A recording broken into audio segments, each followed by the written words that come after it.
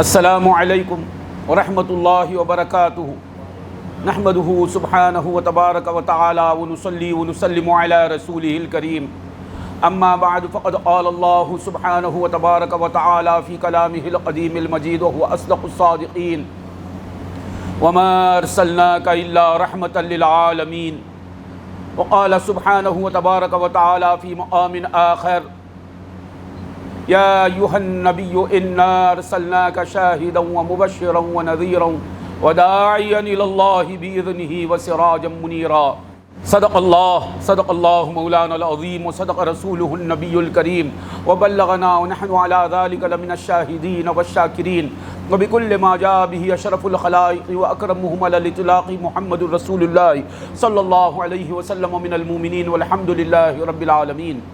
حاضرین گرامی، بحمد اللہ ہمارے آج کے اس بیان کا عنوان ہے حضور انور صلی اللہ علیہ وآلہ وصحبہ وسلم حاضر و ناظر ہیں۔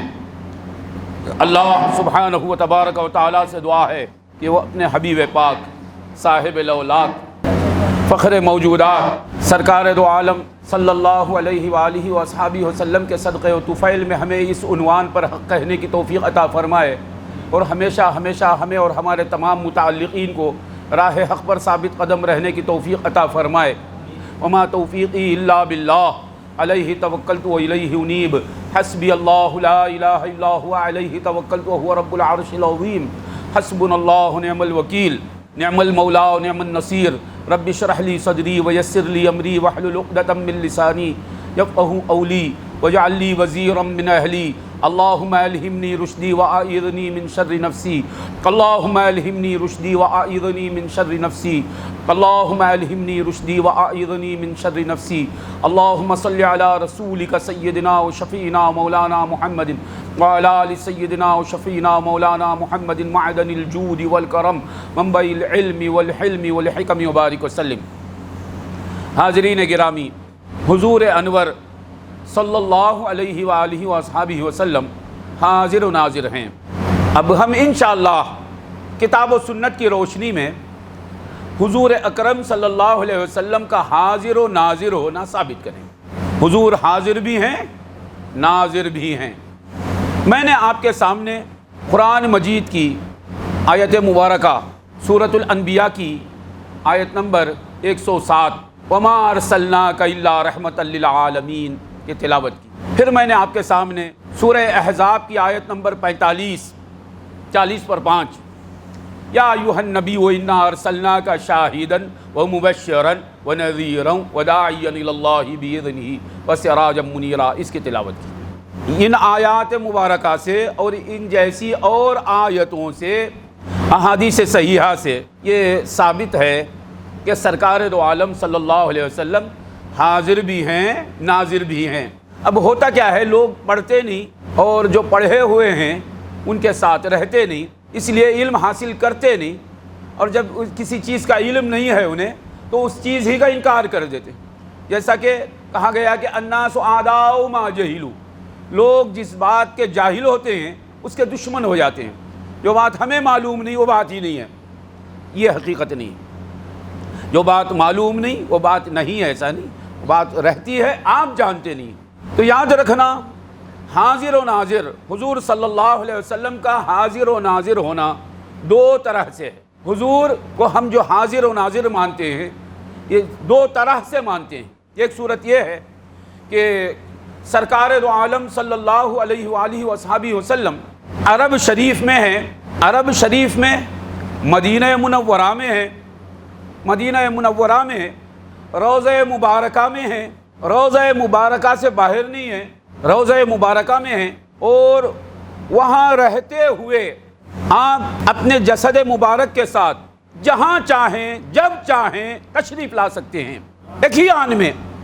یہ ایک عقیدہ ہے ہمارا، حضور کا حاضر ہونا۔ اب اس کے لیے ہم دلائل لائیں گے۔ اور ناظر ہیں یعنی آپ روضہ مبارکہ میں رہتے ہوئے 18,000 عالم کو دیکھتے رہتے ہیں، یہ آپ کا دیکھنا ہے۔ یعنی آپ ہیں مدینہ منورہ میں، ہر جگہ نہیں ہیں۔ کہاں ہیں؟ مدینہ منورہ میں ہیں، روضہ مبارکہ میں ہیں۔ جب چاہیں گے آقا جہاں چاہیں تشریف لا سکتے ہیں۔ طرفۃ العین میں. اس طرح آقا کو ہم حاضر مانتے ہیں اور ناظر بھی مانتے ہیں کہ آپ جہاں رہیں، جہاں کہیں بھی ہیں، یعنی روضہ مبارکہ ہی سے سارے عالم کا مشاہدہ و معاینہ فرما رہے ہیں. یہ ایک صورت ہے. اس کے لیے بھی دلائل ہیں، دلائل قویہ محکمہ ہیں.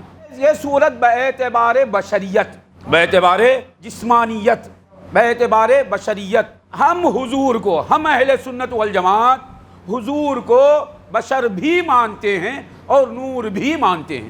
ہم حضور کی بشریت کا انکار نہیں کرتے. ہم یہ نہیں کہتے کہ حضور بشر ہی نہیں ہیں. ہمارا اعتقاد ہے، ہمارا ایمان ہے کہ حضور صلی اللہ علیہ وسلم مقدس و مبارک و اشرف و اعلیٰ بشر ہیں. یہ ہمارا. اور حضور کو ہم جس آن بشر مانتے ہیں اسی آن ہم حضور کو نور بھی مانتے ہیں. یہ عقیدہ ہمارا. یہ عقیدہ بھی قرآن و حدیث سے ثابت ہے. قرآن اور حدیث نے ہمیں اس عقیدے کو اختیار کرنے پر مجبور کیا ہے. بعض لوگ یہ کہتے ہیں کہ اہل سنت والجماعت حضور کو بشر نہیں مانتے. ہم ایسا نہیں ہیں، ہمارا عقیدہ ایسا نہیں. ہم حضور کو بشر بھی مانتے ہیں مگر بے مثل بشر مانتے ہیں. اپنے جیسا بشر نہیں مانتے، نہیں مانتے، نہیں مانتے، نہیں مانتے، مر جائیں گے نہیں مانتے. ہم حضور کو بے مثال بشر مانتے ہیں، بے مثل بشر مانتے ہیں. ہزار ہزار عالم میں کوئی آپ کے جیسا بشر نہیں ہے، ایسا بشر ہے. آپ کو ہم کیسا بشر مانتے ہیں؟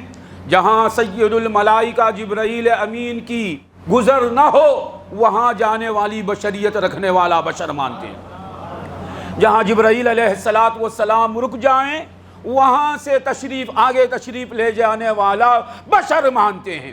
کیونکہ قرآن نے حضور کو بشر کہا ہے. قل سبحان ربی هل كنت الا بشرا رسولا. یہ سورہ انبیاء کی آیت ہے. اس میں اللہ تعالیٰ نے فرمایا نبی آپ فرما دیجئے میرا رب پاک ہے، میں تو ایک بشر رسول ہوں. اس آیت کی وجہ سے ہم حضور کو بشر مانتے اور بشر مانتے ہوئے نور بھی مانتے ہیں. بہت سے لوگوں کو یہ بات سمجھ میں نہیں آتی، کوئی ایک شخصیت دو صفات اس طرح کیسے رکھ سکتی ہے؟ کوئی بشر بھی ہو نور بھی ہو، یہ کیسا ہو سکتا ہے؟ کوئی نور بھی ہو بشر بھی ہو، کیسا ہو سکتا ہے؟ کوئی نور ہے تو نور رہے گا، بشر نہیں ہو سکتا. اور کوئی بشر ہے تو بشر ہی رہے گا، نور نہیں ہو سکتا. یہ بعض لوگوں کا خیال ہے، یہ غلط خیال ہے. ایسا نہیں. یہ ایک ہی شخصیت کئی صفات رکھنے والی ہوتی ہے، بلکہ کبھی تو ازداد جمع ہو جاتے ہیں. یہ ایک ذات میں دو ضدیں جمع ہو جاتی ہیں. اعتبار بدلے گا. جیسا کہ ایک ہی آدمی ہے، یہ عبدالواسع ہیں، وہاں سے شہاب صاحب کے بیٹے ہیں. شہاب صاحب کے باپ نہیں ہو سکتے. یہ شہاب صاحب کے باپ نہیں ہو سکتے، محال ہے. مگر یہ بیٹے بھی ہیں باپ بھی ہیں. اعتبار بدلے گا. شہاب صاحب کے اعتبار سے یہ بیٹے ہیں اور اشفاق جو ان کے بیٹے ہیں ان کے اعتبار سے یہ باپ ہیں. اعتبار بدلے گا. اسی طرح یہ رات کا وقت ہے، ابھی رات بھی ہے دن بھی ہے، ایسا نہیں ہو سکتا. اعتبار بدلے تو ہو سکتا ہے کہ یہاں رات ہے امریکہ میں دن ہے. اعتبار بدلے گا تو ازداد جمع ہوتے ہیں. تو یہ ایک ہی شخصیت دو صفات، دو متضاد صفات سے متصف ہو سکتی ہے. اب اس کا ثبوت دیکھیے آپ. حضرت جبرائیل امین نور ہیں، یہ تو سب مانتے ہیں. اور آپ جانتے ہیں دحیہ کلبی بشر ہیں. دحیہ کلبی بشر کی صورت میں نور آتا ہے. اور اس آنے کے واقعے کے وقت سرکار فرماتے ہیں کہ جبرائیل آئے تھے تم کو تمہارا دین سکھانے کے لیے. تو اس سے معلوم ہوا جبرائیل یہ بھی سکھا رہے ہیں نور ہوتے ہوئے صورت انسان میں آ کر بتا رہے ہیں کہ نور انسان بن کر آ سکتا ہے. یہ جاننا بھی دین میں ہے. اتاکم جبرائیل یعلمکم دینکم. جبرائیل تمہارے پاس آئے تھے تمہیں تمہارا دین سکھانے کے لیے. تو حضور صلی اللہ علیہ وسلم بشر ہوتے ہوئے نور بھی ہیں. جیسا کہ قرآن مجید مخلوق بھی ہے غیر مخلوق بھی ہے. آپ کا عقیدہ کیا ہے؟ قرآن مخلوق ہے غیر مخلوق ہے؟ قرآن کیا ہے بھائی؟ نہ خالق ہے نہ مخلوق ہے. قرآن خالق ہے ہمارا، قرآن ہمارا خدا ہے، قرآن ہمارا معبود ہے. قرآن ہمارا معبود نہیں، قرآن ہمارا الہ نہیں. الہ کا کلام ہے، اس کی صفت ہے. قرآن ہمارا خالق نہیں اور قرآن مخلوق بھی نہیں. پھر کیا ہے؟ وہ صفت خالق ہے. صفت خالق بھی ہے اور کاغذ کے اعتبار سے، سیاہی کے اعتبار سے اور ہمارے تلفظ کے اعتبار سے چاہے وہ مخلوق ہے، ہماری آواز کے اعتبار سے ہم قرآن پڑھتے ہیں الحمدللہ رب العالمین الرحمن الرحیم مالک یوم الدین. آپ نے کیا سنا؟ بولو، میری آواز نہیں سنی؟ میری آواز آپ نے نہیں سنی؟ قرآن نہیں سنا؟ تو کیا بولیں گے؟ کس میں کیا ظاہر ہوا؟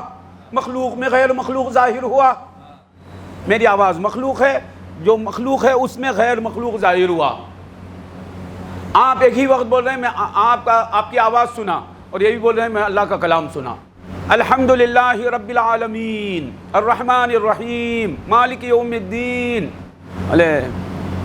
یہ قرأت اتنی خاص نہیں ہے، اس قاری صاحب کی قرأت بہت خاص ہے. تو قرأت خاص ہے عام ہے ہو گئی، تو قرآن خاص ہے عام ہے بولیں گے؟ بھائی ان کی قرأت اتنی خاص نہیں ہے. تو قرأت کس کی؟ قاری صاحب کی. اس قرأت میں ظاہر کو کیا ہو رہا ہے؟ قرآن. اور آپ بور ہو رہے ہیں تو قرآن کی وجہ سے نہیں، قرأت کی وجہ سے. اور اس قرأت جس سے آپ بور ہو رہے ہیں اس میں وہ ظاہر ہو رہا ہے جس سے بور ہو ہی نہیں سکتا کوئی، یعنی اللہ کا کلام. تو اللہ کا کلام ہوتے ہوئے اسی طرح آپ دیکھ رہے ہیں وہ جو طاق میں رکھا ہوا ہے وہ کاغذ ہے، وہ پکڑا جاتا ہے، اور کوئی بدبخت اسے پھاڑنا چاہتا ہے تو پھٹ جاتا ہے. کوئی بد نصیب قرآن شریف کو پھاڑنا چاہتا ہے تو پھٹتا ہے نا قرآن. کوئی شیطان قرآن کو جلا دینا چاہتا ہے تو جل جاتا ہے. تو اللہ کا کلام جلتا ہے، اور وہ جو شیطان نے جس کو جلایا، کافر نے جس کو جلایا، وہ اللہ کا کلام نہیں ہے. اللہ کا کلام جلتا ہے. سمجھو ذرا، اللہ کا کلام جلتا ہے. اب وہ کافر نے جو جلایا قرآن مجید کو، اللہ کا کلام نہیں ہے. تو کیا بولیں گے؟ من وجہن جلا ہے، من وجہن جلتا ہی نہیں. یہ ایک اعتبار ہے، وہ ایک اعتبار ہے. یہ ایک ہی کلام ہے، من وجہن مخلوق ہے، من وجہن غیر مخلوق ہے. اسی طرح یہ ایک ہی ذات ہے مصطفیٰ کی، من وجہن بشر ہے، من وجہن نور ہے. حضور صلی اللہ علیہ وسلم کو ہم بشر بھی مانتے ہیں، نور بھی مانتے ہیں. اور باعتبار بشریت حضور ہر جگہ نہیں ہیں، مدینہ منورہ میں ہیں. اور آپ کا اس اعتبار سے، بشری اعتبار سے حاضر و ناظر ہونا کیسا ہے کہ آپ جب چاہیں جہاں چاہیں اللہ کی قدرت سے تشریف لا سکتے ہیں، لاتے ہیں، لائے ہیں. اور آپ وہیں رہتے ہوئے ہر شے کو دیکھ رہے ہیں، معائنہ کر رہے ہیں. ابھی اس کا اثبات، اس پہلو کا ثبوت کہ ایک ہی لمحے میں کہیں بھی تشریف لا سکتے ہیں، اس کا ایک ثبوت ہے سرکار دو عالم صلی اللہ علیہ وسلم کا معراج کرنا. ام ہانی کے گھر سے سرکار تشریف لے جاتے ہیں.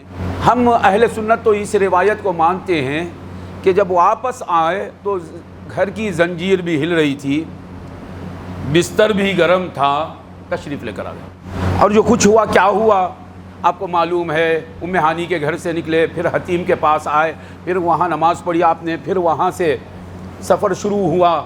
یہ کہ ایک مقام پر اتر کر نماز پڑھنے لگے، طویل واقعہ ہے.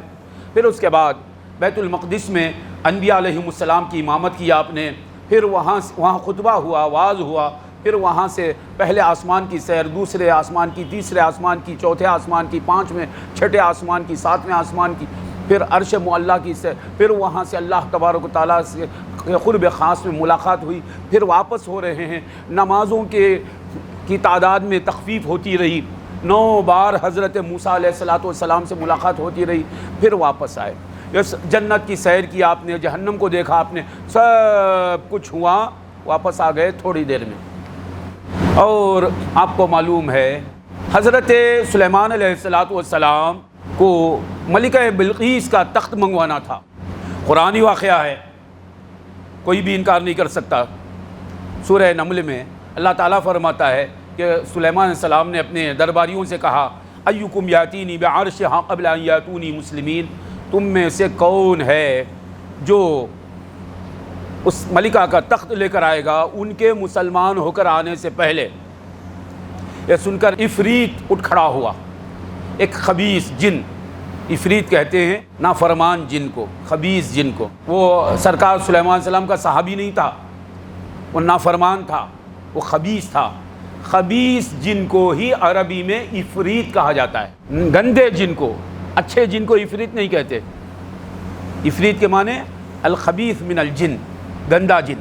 وہ اٹھ کر کھڑا ہوا۔ بعض لوگ نادان سمجھتے کہ وہ حضرت سلیمان کا صحابی جن تھا، صحابی نہیں تھا۔ اللہ تعالیٰ نے نیکوں کو بھی آپ کے تابع رکھا تھا، شیاطین کو بھی آپ کے قدموں میں ڈال دیا تھا۔ والشیاطین مقرنین فی الاصفاد، شیاطین کو، نافرمانوں کو بھی حضرت سلیمان السلام کے تابع کر دیا تھا اللہ تعالیٰ۔ تو ایک خبیث جن اٹھا، پہاڑ کی طرح تھا، اٹھ کر کھڑا ہوا، بہت اونچا تھا، کھڑا ہوا، کھڑ کے کہنے لگا کہ میں آپ کے دربار کے ختم ہونے سے پہلے آپ کے پاس وہ تخت لے آؤں۔ سرکار سلیمان السلام نے فرمایا یہ بہت دیر ہے، اور جلدی چاہیے۔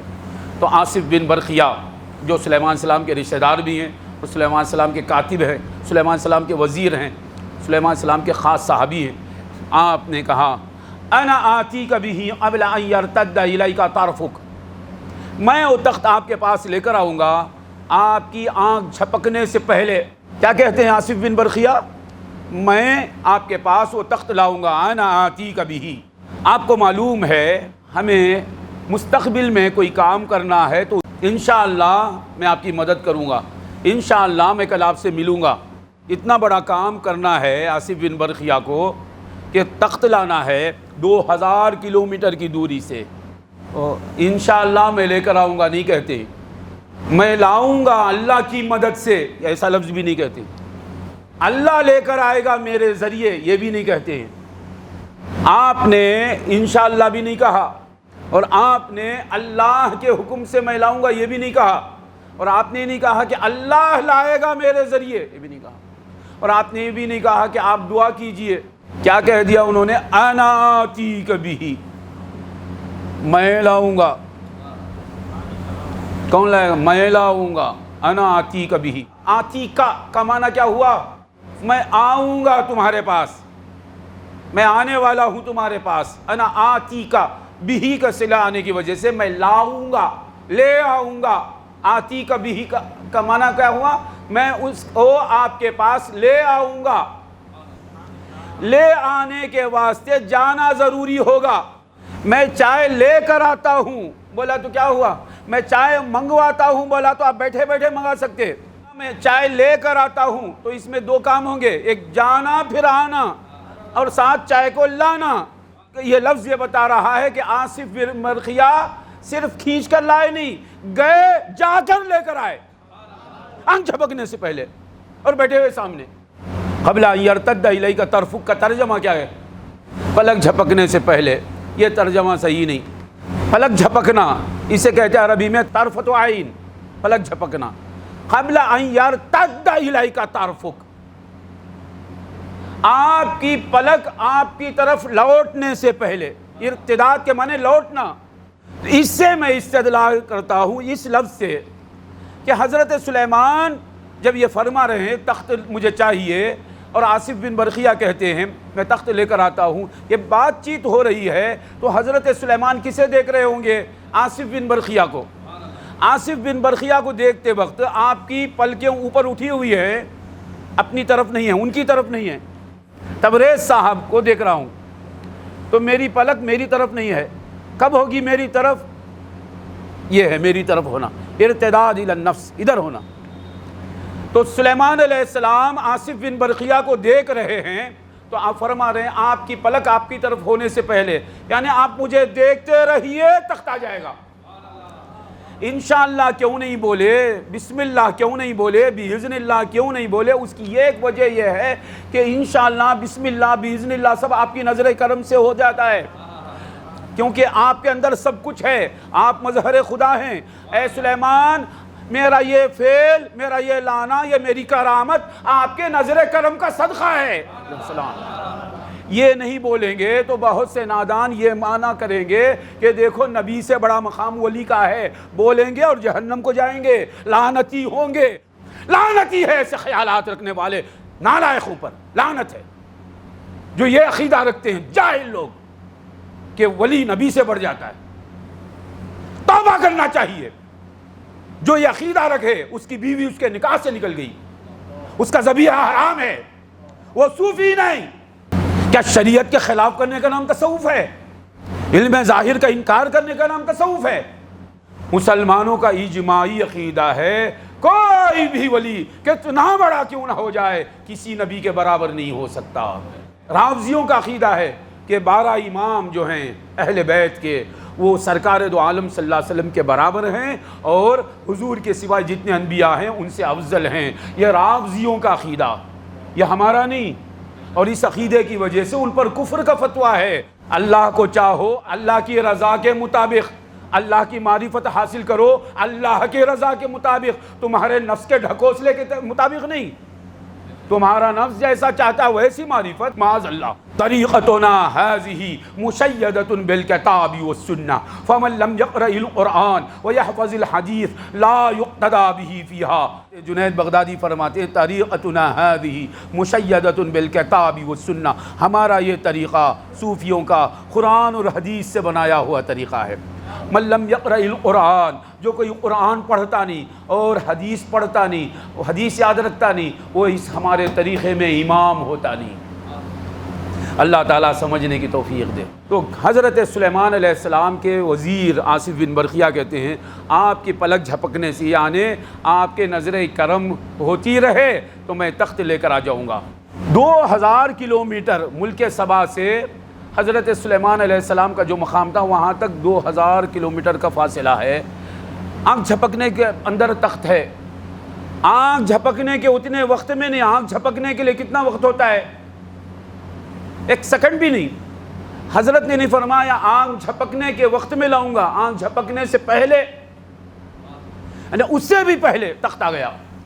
روایات میں آیا کہ وہ 80 قدم لمبا، 40 قدم اونچا، 30 قدم چوڑا وہ تخت تھا۔ وہ تخت لایا گیا لمحے کے اندر۔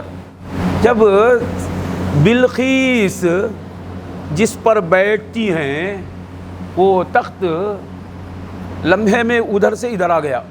اب لوگ یہ کہتے ہیں وہ معجزہ ہے، کرامت ہے۔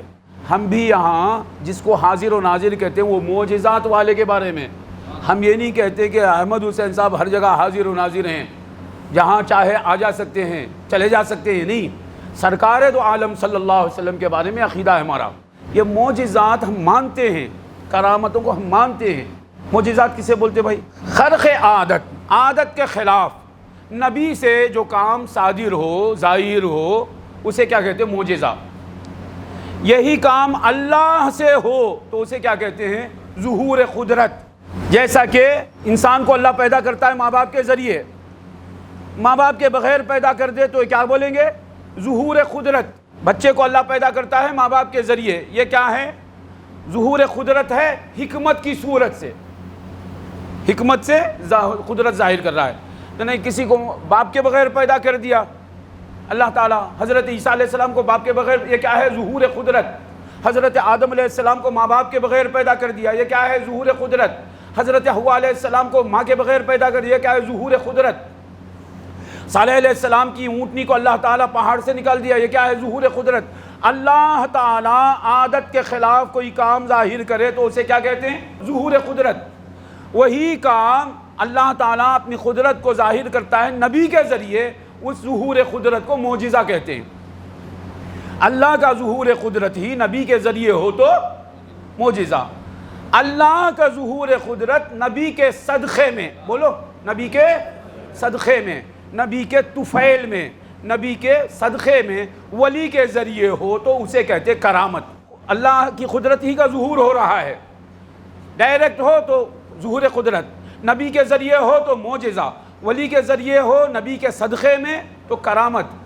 ہر وقت یہ بولنا نبی کے صدقے میں، یہ عقیدہ لے کر مرنا، مر کر جینا۔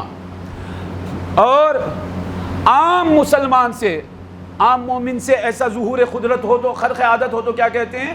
معونت۔ ظہور قدرت نبی کے اعلان نبوت سے پہلے ہو تو ارہاس، اعلان نبوت کے بعد ہو تو معجزہ، اور نبی کے صدقے میں ظہور قدرت ولی کے ذریعے ہو تو کرامت۔ نبی کے صدقے میں اللہ کے ظہور قدرت کسی عام آدمی سے ہو، عام مومن سے ہو، اسے کہتے ہیں معونت، اللہ کی مدد۔ اب یہ سمیع بھائی بیٹھا ہوا ہے، اس نے کچھ کہا ویسے ہی ہو گیا، یہ کیا ہے؟ یہ معونت۔ کافر و فاسق و فاجر سے خرق عادت کبھی ہوتا ہے، وہ ہوا پر اڑنے لگتا ہے، اسے کیا کہتے ہیں؟ استدراج۔ استدراج۔ تو معجزات، کرامت، یہ معونت، یہ سب ہم مانتے ہیں، اس کی تحقیق کیا ہے؟ جانور بات کرتا ہے، بولے معجزہ ہے۔ لکڑا بات کرتا ہے، ستون حنانہ روتا ہے، بولے معجزہ۔ اونٹ آ کر سرکار سے کلام کرتا ہے، بولے معجزہ۔ سرکار کی انگلیوں سے پانی جاری ہو رہا ہے، بولے معجزہ۔ چھوٹا بچہ ہے بات کرتا ہے، کیا بولے؟ معجزہ۔ تخت آ گیا لمحے کے اندر، کیا ہے؟ معجزہ۔ معجزات کو ہم مانتے ہیں۔ اسلام کا حکم ہے اے مسلمانوں، ماننے والوں پھر مانو۔ یہ پھر مانو کا معنی کیا کرتے محققین؟ تحقیق کرو۔ تو تحقیقی بات کیا ہے معجزات کی؟ یاد رکھنا، اکثر معجزات کی تحقیق کیا ہے؟ ایک قاعدہ ہے صوفیہ کرام کے پاس، اندراج الشیء فی الشیء، ہر شے میں ہر شے ہے، ہر شے میں الکل فی الکل، سب میں سب ہے۔ شاہ کمال رحمۃ اللہ علیہ فرماتے ہیں ہے یہاں ہر شے میں ہر شے مندرج، ہے یہاں ہر شے میں ہر شے مندرج۔ اس عالم میں ہر چیز میں ہر چیز ہے، ہر چیز میں، ہر ایک چیز میں۔ اس کے اندر گلاس ہے، مائک ہے، ٹیبل ہے، یاد رکھو، پھول کا ہار ہے، اس میں احمد حسین صاحب ہیں، واسع مولا بھی ہیں، یہ فردوس مسجد بھی اس میں ہے یہاں ہر شے میں ہر شے مندرج، فے میں شمس اور شمس میں فے مندرج۔ فے کسے بولتے ہیں عربی میں؟ چھاؤں، سایہ۔ فے میں شمس، دھوپ میں سایہ ہے، سائے میں دھوپ ہے یہاں ہر شے میں ہر شے مندرج، فے میں شمس اور شمس میں فے مندرج۔ صد ہزاراں کوہ ہیں کاہ میں، کوہ کہتے ہیں فارسی میں پہاڑ کو، ہزاروں پہاڑ یہ گھاس کے تنکے میں ہیں۔ صد ہزاراں کوہ ہیں کاہ میں، بوند میں ایک نم کی کئی یم مندرج، نہر کے یہ خطرے میں کئی ہزار سمندر ہیں۔ اب بولے یہ تمہارے پیر صاحب کا کلام سنا رہے ہیں، ہمیں کچھ دلیل بولو۔ میں حدیث لاتا ہوں اس بارے میں، ایک حدیث، میں اس حدیث سے اندراج الشیء فی الشیء جو صوفیہ کرام کا سمجھایا ہوا قاعدہ ہے اس پر استدلال کرتا ہوں، جو سنن ابی داؤد میں ہے، دیگر کتابوں میں ہے، انس بن مالک رضی اللہ عنہ سے مروی۔ اس کو اکثر محدثین نے حسن کہا ہے، بعض نے صحیح بھی کہا ہے۔ سرکار دو عالم صلی اللہ علیہ وسلم فرماتے ہیں کوئی بندہ صبح میں یہ کہے اللہم انی اشہدک و اشہد حاملۃ عرشک و ملائکتک و جمیع خلقک انک انت اللہ لا الہ الا انت وحدک لا شریک لک وان سیدنا محمدا عبدک و رسولک صلی اللہ علیہ وسلم۔ کوئی آدمی یہ صبح میں ایک بار کہے تو ایک غلام آزاد کرنے کا ثواب ہے۔ اب یہ ثواب ہے، یہ بحث الگ ہے۔ کیا کہتا ہے دعا، کیا سکھائی جا رہی حضور کی طرف سے؟ اللہم انی اشہدک، اے اللہ میں تجھے گواہ رکھتا ہوں، میں تجھے گواہ بناتا ہوں، تو گواہ ہے۔ اللہم انی اشہدک وہ اشہد حاملۃ عرشک، اب میں جو بولنے والا ہوں اس پر تو گواہ ہے اور تیرے حاملان عرش بھی گواہ ہیں۔ حاملان عرش کہاں ہیں؟ ساتویں آسمان کے اوپر عرش کو اٹھائے ہوئے ہیں، ان کو بندہ یہاں گواہ بنا رہا ہے۔ گواہ کسے بنایا جاتا ہے؟ جو یہاں موجود ہو۔ سراج الدین صاحب ورنگل کے یہاں نہیں ہیں، میں بول سکتا ہوں میں سراج الدین صاحب کو گواہ بناتا ہوں؟ نہیں، کہاں ہے وہ؟ ان کا موجود ہونا ضروری ہے، حاضر ہونا ضروری ہے، ناظر ہونا ضروری ہے گواہ ہونے کے لیے۔ اللہم انی اشہدک و اشہد حملۃ عرشک و ملائکتک، تیرے سارے فرشتوں کو گواہ بناتا ہوں، و جمیع خلقک، تیری ساری مخلوق کو گواہ بناتا ہوں۔ کس بات پر گواہ بناتا ہوں؟ کہ یہ میں عقیدہ رکھتا ہوں تو ہی خدا ہے، تیرے سوائے کوئی خدا نہیں، محمد صلی اللہ علیہ وسلم تیرے مقدس بندہ ہیں اور تیرے رسول ہیں۔ اس میرے عقیدے پر میں کسے گواہ بناتا ہوں؟ تجھے، تیرے حاملان عرش کو اور ملائکہ کو اور ساری مخلوق کو. ساری مخلوق میں کون کون ہے؟ یہاں جتنے بیٹھے ہوئے ہیں وہ آگئے نا مخلوق میں، ترنامل کے لوگ، ورنگل کے لوگ، حیدرآباد کے لوگ، تمل ناڈو کے لوگ، تلنگانہ کے لوگ، آندھرا پردیش کے لوگ، پاکستان کے لوگ، افغانستان، یہ سب جمیع خلقی کا تیری ساری مخلوق کو میں گواہ بناتا ہوں. کیسا گواہ؟ سرکار کا کلام ہے تو یہ ماننا پڑے گا. اب میں گواہ بنا رہا ہوں نا، یہاں ساری مخلوق ہے. کیسے ساری مخلوق ہے؟ اب یہ ہے نا، اللہ تعالیٰ نے اسے موجود کیا نہیں، اللہ نے اسے موجود کیا نا. ہر چیز کے ساتھ اللہ ہے نہیں، اس میں اللہ ہے، اس کے ساتھ اللہ ہے اپنی شان سے. اور اللہ میں کیا کیا نہیں ہے؟ وَهُوَ بِكُلِّ شَيْءٍ مُحِيطٌ، وہ ہر شے کو گھیرے ہوئے ہے. جو ہر شے کو گھیرے ہوئے ہے وہ اس کے ساتھ ہے. اب ہر شے کہاں ہے؟ اللہ ہر شے کو گھیرے ہوئے نہیں ہے. ہر شے میں 18,000 عالم ہے نا. وہ ہر شے کو جو گھیرا ہوا ہے وہ اللہ یہاں نہیں ہے میرے ساتھ، تو اس کے حصے ہو کر ہے نہیں، سارا اللہ ہے میرے ساتھ. تو اب اللہ میں ہر شے ہے، ہر شے محاط ہے، اللہ محیط ہے. ہر شے کو اللہ گھیرے ہوئے ہے. کیسا گھیرے ہوئے ہے؟ شاہ کمال فرماتے ہیں عین حق ہے جملہ آیاں کا محیط، آب دریا جو ہے موجاں کا محیط. خدا کی ذات تمام ذوات کو گھیرے ہوئے ہے جیسا کہ دریا کا پانی موجوں کو گھیرے ہوئے ہے. شاہ کمال سمجھاتے ہیں عین حق ہے جملہ آیاں کا محیط، آب دریا جو ہے موجاں کا محیط. جملہ چیزاں سے بری جس آن ہے اسی آن جملہ چیزاں کا محیط. جس طرح سمندر کا پانی موجوں کو گھیرے ہوئے ہے، جس طرح اسٹیل گلاس کو گھیرے ہوئے ہے، جس طرح مٹی سراہی کو گھیرے ہوئے ہے، اس طرح بلا تشبیہ و تمثیل اللہ ہر شے کو گھیرے ہوئے ہے. اللہ ہر شے کو گھیرے ہوئے ہے. ہر شے کے ساتھ اللہ ہے، اللہ ہر شے میں ہے، ہر شے اللہ میں ہے. تو اب اس اعتبار سے سارا عالم یہاں ہے، سارا عالم یہاں ہے بولے تو پریشان ہو رہے ہیں، اللہ یہاں ہے بولے تو خاموش ہے. ہمالیہ کا پہاڑ یہاں، وہ کیسا ہو سکتا؟ اللہ تعالیٰ جو 18,000 عالم کا مولا ہے وہ میرے ساتھ ہے، وہ ہو سکتا. اللہ تعالیٰ ساتھ ہے. اس مسجد میں اللہ ہے، عرش پر رہتے ہوئے اپنی شان سے منزہ ہوتے ہوئے مشبہ ہے. اللہ تعالیٰ ہے، وہ پہاڑ یہاں ہے، وہ کیسا ہو سکتا ہے؟ پھر کیا بات ہے کہ پہاڑ یہاں نہیں ہے، نظر نہیں آ رہا ہے؟ یاد رکھنا، اسے صوفیہ کہتے ہیں بالقوہ بالفعل.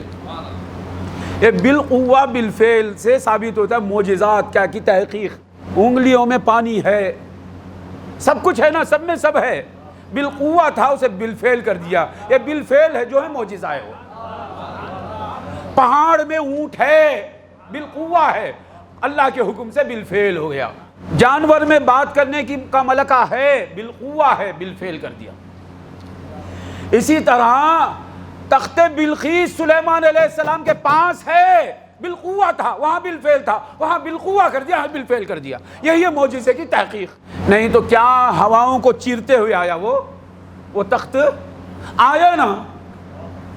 اس لیے شیخ محی الدین ابن عربی فتوحات مکیہ میں اس آیت کی تفسیر میں فرماتے ہیں کہ کیا ہے وہ آصف بن برقیہ نے اللہ کے حکم سے اس تخت کے وجود میں تصرف کیا، وہاں معدوم کر دیا یا موجود کر دیا. اور جس آن انہوں نے حکم دیا اس تخت کو آنے کا، اسی آن وہ تخت آ رہا ہے. دونوں میں ایک لمحے کا بھی فرق نہیں ہوا. اور جس آن وہاں وہ معدوم ہوا، اسی آن یہاں موجود ہے. وہاں سے وجود سلب ہوا، یہاں دے دیا گیا. بس یہ ہے تحقیق معجزات کی. یہ اندراج الشیء فی الشیء کو آپ سمجھ لیں گے، معجزات کی تحقیق معلوم. ہاں یہ ایسا معجزہ اللہ تعالیٰ ہر وقت بالقوہ کو بالفعل کرتا نہیں. مردے میں چلنے پھرنے کی صفت ہے. عیسیٰ علیہ السلام کا آنا ضروری ہے. ہر ایک کے لیے نہیں ہوگا یہ بالقوا بالفعل کرنے کی۔ اندھا دیکھ سکتا ہے، عیسیٰ علیہ السلام کا تشریف لانا ضروری ہے، معجزہ تب ظاہر ہوگا، ورنہ ہے سب کچھ ہے، یہاں سمندر ہے، یہاں پہاڑ ہے، یہاں شیر ہے، یہاں باغ ہے، یہاں چیتا ہے، یہاں اژدہا ہے، سب ہے، سب میں سب ہے، کیونکہ سب میں رب ہے۔ اللہ تعالیٰ سمجھنے کی توفیق دے، غلط سمجھنے سے اللہ ہمیں محفوظ رکھے، صحیح سمجھنے کی توفیق دے۔ تو تخت لمحے کے اندر وہاں سے یہاں گیا تو گیا، وہاں معدوم ہو گیا، موجود ہو گیا، تو یہ ایک لمحے میں بالقوہ بالفعل ہو جاتا ہے نا۔ وجہ کیا؟ وہ وہاں بھی ہے، یہاں بھی ہے، ہر جگہ ہر شے ہے، ہر شے میں ہر شے ہے۔ جب ہر شے میں ہر شے ہے تو انڈیا میں پاکستان ہے، پاکستان میں انڈیا ہے، تو ہر شے ہر جگہ ہے، اس اعتبار سے ہر شے حاضر ہے، ہر شے ہر جگہ موجود ہے بالقوہ۔ تو جب ہر شے حاضر ہے اس اعتبار سے مان سکتے ہیں آپ، تو محمد الرسول اللہ حاضر نہیں؟ تو حضور صلی اللہ علیہ وسلم بلا تشبیہ و تمثیل، جیسے تخت ایک لمحے میں یہاں تھا وہاں ظاہر ہو گیا۔ سرکار دو عالم صلی اللہ علیہ وسلم جب چاہیں گے اللہ کے حکم سے جہاں چاہیں گے تشریف لاتے ہیں۔ یہ حضور صلی اللہ علیہ وسلم کا حاضر رہنا ہے۔ اور ناظر رہنا کیا ہے؟ حضور صلی اللہ علیہ وسلم جہاں تشریف رکھتے ہیں وہیں سے آپ دیکھتے ہیں۔ جیسا کہ حضور صلی اللہ علیہ وسلم کا ناظر ہونا قرآن کی آیات سے احادیث سے ثابت ہے۔ بخاری اور مسلم میں روایت ہے، حضور فرماتے ہیں حل ترون قبلتی ہا ہونا، حاضر ہونا تو ثابت ہوا، یعنی باعتبار بشریت ایک اعتبار کو سمجھا، اس کے بعد باعتبار نورانیت ہم بحث کریں گے۔ حضور صلی اللہ علیہ وسلم فرماتے ہیں کہ کیا تم سمجھتے ہو میرا مرکز توجہ یہی ہے، میرا قبلہ یہی ہے؟ یہ بخاری اور مسلم کی روایت ہے۔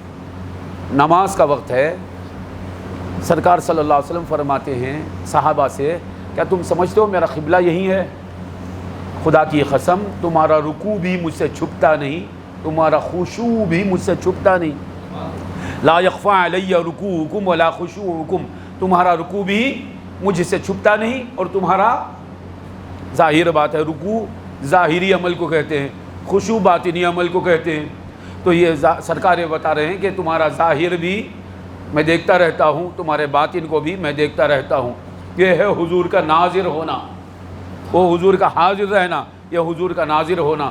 ایک ہی وقت میں نماز میں بھی ہے سرکار، اور ابو بکر صدیق کے رکوع و سجود کو بھی دیکھ رہے ہیں، عمر فاروق کے رکوع و سجود کو بھی دیکھ رہے ہیں، عثمان غنی کے رکوع و سجود کو بھی دیکھ رہے ہیں، اور مولا علی کے رکوع و سجود، سارے صحابہ کے رکوع و سجود کو بھی دیکھ رہے ہیں، اور اللہ کی بارگاہ میں حاضر بھی ہیں۔ اللہ کے حضور میں ذرا برابر کمی نہیں، اور ساری مخلوق کو دیکھ بھی رہے ہیں۔ نماز میں آپ ایک طرف متوجہ رہیں گے تو دوسری طرف آپ کی توجہ میں کمی آئے گی، مگر سرکار کی شان یہ ہے اللہ کی بارگاہ میں بھی ہیں، کامل توجہ ہے، اور مخلوق کو بھی دیکھ رہے ہیں، ان کے رکوع کو بھی دیکھ رہے ہیں، سجود کو۔ اور دوسری روایت میں بخاری اور مسلم کی حدیث ابو ہریرہ رضی اللہ عنہ سے مروی ہے، حضور فرماتے ہیں اقیم الرکوع والسجود، تم رکوع و سجود ٹھیک طریقے سے ادا کرو، فواللہ انی لاراکم من بعدی، خدا کی قسم میرے بعد بھی میں تمہیں دیکھتا رہوں گا۔ متفق علیہ روایت ہے، میرے بعد بھی میں تمہیں دیکھتا رہوں گا۔ اب یہ حضور کے بعد کا دور ہے، اب بھی حضور دیکھ رہے ہیں، تو حضور حاضر بھی ہیں، ناظر بھی ہیں۔ تو ہم حضور کو بشر مانتے ہیں، تو بشریت کے اعتبار سے سرکار وہیں رہ کر پورے عالم کو دیکھتے ہیں، اور جب چاہیں جہاں چاہے تشریف لا سکتے ہیں۔ یہ ہے سرکار کا حاضر و ناظر ہونے کا یہ ایک پہلو۔ دوسرا پہلو باعتبار نورانیت، تو ہم صوفیہ کو ماننے والے ایک حدیث پیش کرتے ہیں جو مصنف عبد الرزاق میں جابر بن عبداللہ رضی اللہ عنہ سے مروی ہے، کہ حضور صلی اللہ علیہ وسلم سے پوچھا جابر بن عبداللہ رضی اللہ عنہ نے کہ یا رسول اللہ آپ مجھے خبر دیں اللہ تعالیٰ نے ساری مخلوق میں سب سے پہلے کس چیز کو پیدا کیا؟ تو حضور صلی اللہ علیہ وسلم نے فرمایا کہ یا جابر خلق اللہ نور نبیک قبل الاشیاء من نورہ، اے جابر اللہ تعالیٰ نے تیرے نبی کے نور کو پیدا کیا ساری چیزوں سے پہلے اپنے نور سے۔ فحینئذ لم یکن عرش ولا کرسی ولا سماء ولا ارض ولا قلم ولا لوح ولا جنی ولا انسی۔ اس وقت نہ عرش تھا، نہ کرسی، نہ لوح، نہ قلم، نہ آسمان، نہ زمین، نہ چاند، نہ ستارے، نہ سورج، نہ انسان، نہ جن، کچھ بھی نہیں۔ پھر اللہ نے تیرے نبی کے نور سے عرش کو بنایا، قلم کو بنایا، لوح کو بنایا۔ طویل حدیث ہے۔ اب بعض لوگ یہ کہتے ہیں کہ یہ حدیث مصنف عبد الرزاق میں نہیں ہے۔ ہم کہتے ہیں مصنف عبد الرزاق کے جو اب محقق ہیں آج کل کے بھی، وہ یہ کہتے ہیں کہ مصنف عبد الرزاق وہ کتاب ہے جس کا پہلا حصہ کاٹ دیا گیا ہے، لیکن لکھا ہوا ہے آپ کی کتاب نے۔ اور جن محدثین نے اس حدیث کو بیان کیا انہوں نے یہ کہا کہ یہ حدیث پہلے حصے میں ہے، کتاب الایمان میں ہے۔ اب وہ کتاب الایمان سے وہ کتاب شروع ہی نہیں ہوتی ہے، کتاب الطہارت سے وہ کتاب شروع ہو رہی ہے۔ اب جو مصنف ہے، بعض ہمارے حضرات یہ کہتے ہیں یہ حدیث، اس حدیث کی وجہ سے ہم حضور کو نور مانتے ہیں، اگر یہ حدیث نہ ہوتی تو ہم حضور کو نور نہیں مانتے۔ یہ جہالت ہے، یہ جہالت ہے، یہ جہالت ہے۔ ہم اس حدیث کی وجہ سے حضور کو نور مانتے ہیں، ایسا نہیں۔ ہم حضور کو نور جو مانتے ہیں اس کے لیے یہ بھی ایک دلیل ہے، یاد رکھو یہ بات، یہ بھی یہی ایک دلیل نہیں، یہ بھی ایک دلیل ہے۔ ہم حضور کو نور کیوں مانتے ہیں؟ قرآن کی کئی آیتوں کی وجہ سے اور کئی صحیح احادیث کی وجہ سے ہم حضور کو نور مانتے ہیں۔ یہ جو آیت میں نے پڑھی سورہ انبیاء کی آیت نمبر 107، ما ارسلناک الا رحمۃ للعالمین، ہم نے آپ کو نہیں بھیجا مگر عالمین کے لیے رحمت بنا کر۔ یہ آیت سے عقائد اہل سنت والجماعت کئی ثابت ہو گئے۔ سرکار صلی اللہ علیہ وسلم کی کئی شانیں اس آیت میں بیان کر دی گئی۔ ما ارسلناک الا رحمۃ للعالمین سے کیا ثابت ہوا؟ سرکار دو عالم صلی اللہ علیہ وسلم نور ہیں۔ ما ارسلناک الا رحمۃ للعالمین سے کیا ثابت ہوا؟ سرکار دو عالم صلی اللہ علیہ وسلم اول مخلوق ہیں۔ ما ارسلناک الا، کیا کیا ثابت ہوا ہے؟ دعوے کر رہا ہوں میں، اس کے بعد ثبوت دوں گا۔ ما ارسلناک الا رحمۃ للعالمین سے کیا ثابت ہوا؟ سرکار دو عالم افضل المخلوقات ہیں۔ ما ارسلناک الا رحمۃ للعالمین سے کیا ثابت ہوا؟ سرکار دو عالم صلی اللہ علیہ وسلم کو علم غیب ہے۔ ما ارسلناک الا رحمۃ للعالمین سے کیا ثابت ہوا؟ سرکار مختار ہیں۔ ما ارسلناک الا رحمۃ للعالمین سے کیا ثابت ہوا؟ سرکار حاضر و ناظر ہیں۔ اب بولے یہ کیسا؟ اللہ تعالیٰ فرماتا ہے ہم نے آپ کو عالمین کے لیے رحمت بنا کر بھیجا۔ تو عالمین میں کیا کیا ہے؟ سارا ما سوی اللہ، عالمین کے معنی کیا ہے؟ ما سوی اللہ، پیدا ہونے والے مخلوقات، کائنات، ہزار ہزار عالم، غیر اللہ، ان سب کو کیا بولتے ہیں؟ عالمین۔ اللہ رب تو کیا معنی؟ ہر شے کا وہ رب، سارے عالمین کا وہ رب، ہزار عالم کا وہ رب، ما سوی اللہ کا وہ رب، غیر اللہ کا وہ رب۔ یہ عالمین کسے بولا اللہ تعالیٰ؟ ما سوا کو۔ اللہ کے ما سوا میں کیا کیا ہے؟ تینوں زمانے ہیں، زمانہ حال بھی ما سوا اللہ، زمانہ ماضی بھی ما سوا اللہ، زمانہ مستقبل بھی ما سوا اللہ۔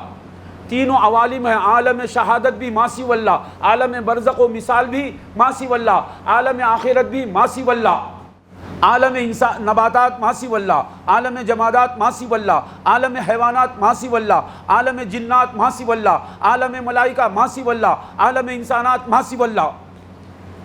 یہ سب ما سوا اللہ، مختصر بول رہا ہوں میں۔ اب اس میں آپ تفصیلات کریں گے تو یہ کب تک کریں گے؟ قیامت آ جائیں گی بولتے رہیں گے سب ما سوا اللہ۔ ما سوا اللہ میں ہے سارے ما سوا اللہ کے لیے اللہ فرماتا ہے ہم نے آپ کو رحمت بنا کر بھیجا۔ آپ کو رحمت بنا کر بھیجا کس کس کے لیے؟ عالمین کے لیے۔ رحمت سے مراد کیا؟ نفع پہنچانے کی صفت۔ اللہ رحمت نہیں، اللہ رحمت کرنے والا، ہزار عالم پر اللہ رحمت کرنے والا، حضور رحمت۔ تو اب میرے لیے اللہ کی رحمت کیا ہے؟ بھئی میری آنکھیں اللہ کی رحمت ہے نا میرے لیے، میری آنکھوں کی بینائی رحمت ہے، میرے کان اور ان میں جو سنوائی ہے وہ اللہ کی رحمت ہے، اور میرے لب و دندان اور ان میں قوت گویائی اللہ کی رحمت ہے، میرا دماغ اور اس میں سمجھنے کی صلاحیت اللہ کی رحمت ہے، میری ذات اور اس میں قدرت جو ہے وہ اللہ کی رحمت ہے، اور میرا وجود میرے لیے اللہ کی رحمت ہے، یہ سب اللہ کی رحمت ہے نا۔ اور اللہ فرماتا عالمین کے لیے آپ کو رحمت بنایا، تو یہی تحقیق ہے۔ رحمت الہی جب تک مخلوق سے کنیکٹ نہیں ہوتی، متعلق نہیں ہوتی، وہ اسے صفت باری بولتے۔ وہ قدیم ہے، وہ لامحدود ہے، وہ لامحدود ہے، غیر مخلوق ہے۔ جب مخلوق سے متعلق ہو جاتی اسے کہتے ہیں نور محمدی، ذات محمدی، حقیقت محمدیہ۔ تو اس اعتبار سے 18,000 عالم کا وجود و بقا و قیام ظہور نور محمدی ہے۔ ما ارسلناک الا رحمتا للعالمین۔ عرش مخلوق ہوا، اس کا مخلوق ہونا، اس کا پیدا ہونا، اسے وجود ملنا، یہ کیا ہے؟ اللہ کی رحمت ہے۔ عالمین کے لیے ہم نے آپ کو رحمت بنایا۔ تو عرش کے وجود سے حضور کا ظہور ہوا ہے، عرش کے وجود کے صورت میں حضور کا ظہور ہے، حضور کے نور کا ظہور ہے، کرسی کے وجود کی صورت میں حضور کے نور کا ظہور ہے، لوح و قلم کی صورت میں حضور کے نور کا ظہور ہے، آسمانوں کی صورت میں حضور کے نور کا ظہور ہے، زمین کی صورت میں حضور کا ظہور ہے، 18,000 عالم کی صورت میں رحمت حضور ہے نا، حضور ہی کا ظہور ہے۔ اب بولو حضور کہاں کہاں حاضر ہیں؟ جہاں جہاں جہاں ہے حضور وہاں حاضر ہیں، جہاں جہاں مخلوق ہے حضور وہاں حاضر ہیں۔ یہ گلاس جہاں جہاں ہے اسٹیل وہاں وہاں ہے، یہ دستی جہاں جہاں ہے کپڑا وہاں وہاں ہے، یہ عالم جہاں جہاں ہے، عالم کے لیے جو رحمت بن کر آیا وہ وہاں وہاں ہے۔ یہ کس آیت سے ثابت ہو رہا ہے؟ ما ارسلناک الا رحمتا للعالمین۔ تو اس سے ثابت ہوا حضور صلی اللہ علیہ وسلم نور ہیں، ثابت ہو رہا، کیونکہ بشری اعتبار سے ثابت نہیں ہوتا، تو حضور کی نورانیت کے اعتبار سے۔ اور یہ ثابت ہوتا ہے جب حضور وہاں وہاں ہیں تو وہاں وہاں کا علم حضور کو رہے گا نہیں، تو اس لیے ماننا پڑے گا کہ حضور کو علم غیب ہے۔ حضور سے جب 18,000 عالم ہیں تو عالم مقدم نہیں ہو سکتا، مؤخر رہے گا۔ واحد بھائی سے سمیع بھائی ہے، تو پہلے کون بعد کون؟ جس سے جو موجود ہوگا وہ موجود ہونے والا بعد، اور جس سے وہ موجود ہوا وہ پہلے۔ عالمین کے لیے رحمت حضور بن کر آئے ہیں، تو عالمین متأخر، حضور کا نور متقدم۔ اس لیے ہم کہتے ہیں اس آیت سے ثابت ہو جائے حضور اول مخلوق ہیں، حضور اول الخلائق ہیں۔ اور یہ بھی ثابت ہوتا ہے حضور افضل الخلائق ہیں، کیونکہ عالمین لینے والے، حضور دینے والے۔ تو حضور فرماتے ہیں دینے والا ہاتھ لینے والا ہاتھ سے بہتر ہے، تو سارا عالم لینے والا ہاتھ، حضور کی ذات دینے والا ہاتھ۔ اس اعتبار سے اس آیت سے یہ بھی ثابت ہوتا ہے حضور صلی اللہ علیہ وسلم افضل الخلائق ہیں۔ تو آپ دیکھیے اس ایک آیت سے کئی عقائد حضور صلی اللہ علیہ وسلم کی ذات مبارکہ کے بارے میں ثابت ہو رہی ہیں۔ تو حضور صلی اللہ علیہ وسلم حاضر ہیں، ناظر ہیں، یہ ثابت ہوتا ہے اس آیت مبارکہ سے۔ اب دوسری آیت مبارکہ جو سورہ احزاب کی آیت نمبر 6 میں اللہ تبارک و تعالیٰ فرماتا ہے النبی اولا بالمؤمنین من انفسہم، نبی ایمان والوں کی جانوں سے زیادہ ان سے قریب ہیں۔ یہاں بہت سے لوگ ایک معنی کرتے ہیں حقدار ہیں، محبوب ہیں، ہم اس معنی کا انکار نہیں کرتے، وہ معنی صحیح ہے، مگر قریب ہیں یہ معنی قریب ہے، یہ معنی سارے معنوں میں قریب ہے۔ اولا یہ ولی کا افعال التفضیل ہے، اولا ولی کسے کہتے ہیں؟ قریب رہنے والے کو۔ ولی یا یلی سے ہے ولی، الولی لسان العرب اٹھا کے دیکھیں، ولی کا معنی ہے القریب، قریب رہنے والا، یہی اس کا قریبی معنی ہے۔ ولی کا قریب معنی ہے دوست، چاہنے والا، مددگار، یہ سب بات کے معنی ہیں۔ خدا کی قسم جاؤ پڑھو لسان العرب ابن منظور رحمۃ اللہ علیہ کی ہے نا، اٹھا کے دیکھو، الولی یعنی القریب، یہ پہلے لکھا۔ ولی یلی کے معنی کیا ہے؟ لیلینی منکم اولو الاحلام والنہا، سرکار فرماتے ہیں تم میں جو زیادہ سمجھ رکھتے ہیں، عقل رکھتے ہیں، وہ لوگ مجھ سے قریب رہیں۔ لینی کا معنی کیا ہے؟ آپ مجھ سے قریب ہو جاؤ۔ لی کے معنی کیا؟ ولی یلی سے الامر منہ لی لینی، میرے سے قریب ہو جاؤ. اور ولی کے معنی القریب، اولا کے معنی اقرب، زیادہ قریب رہنے والا. تو یہی معنی پہلے کرنا چاہیے. اللہ تعالیٰ نے پر حالانکہ احب جو معنی کرتے ہیں، احق جو معنی کرتے ہیں، یہ بھی عربی لفظ ہے. النبی احب الی المؤمنین من انفسہم، النبی احق للمؤمنین من انفسہم. اللہ نے النبی اولا بالمؤمنین من انفسہم، نبی ایمان والوں کی جانوں سے زیادہ ان کے قریب ہے. اب ایمان والے کہاں کہاں ہیں؟ سدھی پیٹ میں ہے نہیں. اللہ فرماتا ہے ایمان والوں کی جان سے زیادہ نبی قریب ہیں. تو بتا رہا ہے یہ اے ایمان والو تم جہاں ہو نبی وہاں حاضر ہیں. النبی اولا بالمؤمنین من انفسہم، نبی ایمان والوں کی جان جتنا قریب ہے. تبریز بھائی کی جان کتنا قریب ہے؟ کتنا قریب ہے معلوم نہیں نا، اتنا قریب ہے. اتنا قریب جو جان ہے، اللہ فرماتا ہے وہ جان بھی اتنا قریب نہیں جتنا مدینے والا قریب ہے. اللہ بولا قیامت آتی ہے، آئے گی. وہ کیسے آئے گی، کب آئے؟ پوچھتے کیا؟ اللہ بولا مان لیے. اللہ بولا جبرائیل ہیں، ہم کیا گئے مان گئے. دیکھے گا کبھی جبرائیل علیہ السلام کو؟ بھئی نبی قریب ہے تو معلوم ہونا نا، جان قریب ہے معلوم نہیں. جان کیسی ہے آپ کی؟ کبھی دیکھے، کبھی ملاقات کرے، نبی ساتھ ہیں تو معلوم ہوتا نہیں نا. یہاں کرامن کاتبین ہیں، ہے نہیں ہے؟ مانتے نہیں مانتے؟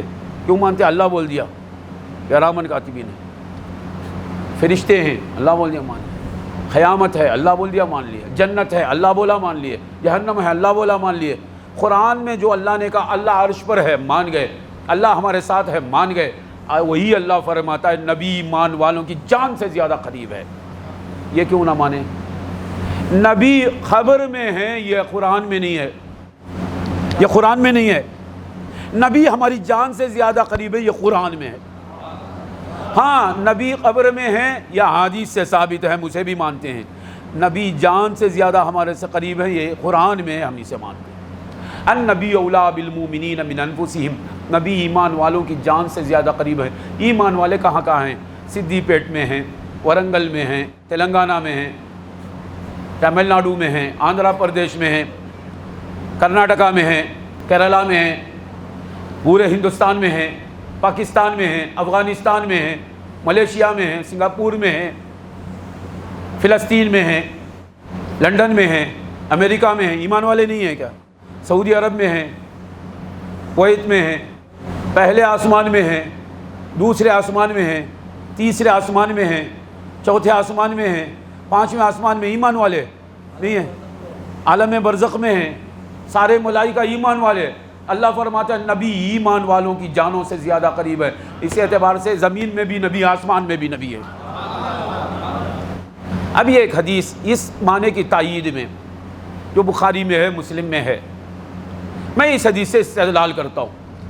سرکار دو عالم صلی اللہ علیہ وسلم فرماتے ہیں کہ اللہ تعالیٰ فرماتا ہے انا مع عبدی اذا ذکرنی فإن ذکرنی فی نفسہ ذکرتہ فی نفسی. اگر میرا بندہ مخفی طور پر مجھے یاد کرے، دل میں یاد کرے، تو میں بھی اسے مخفی طور پر یاد کرتا ہوں.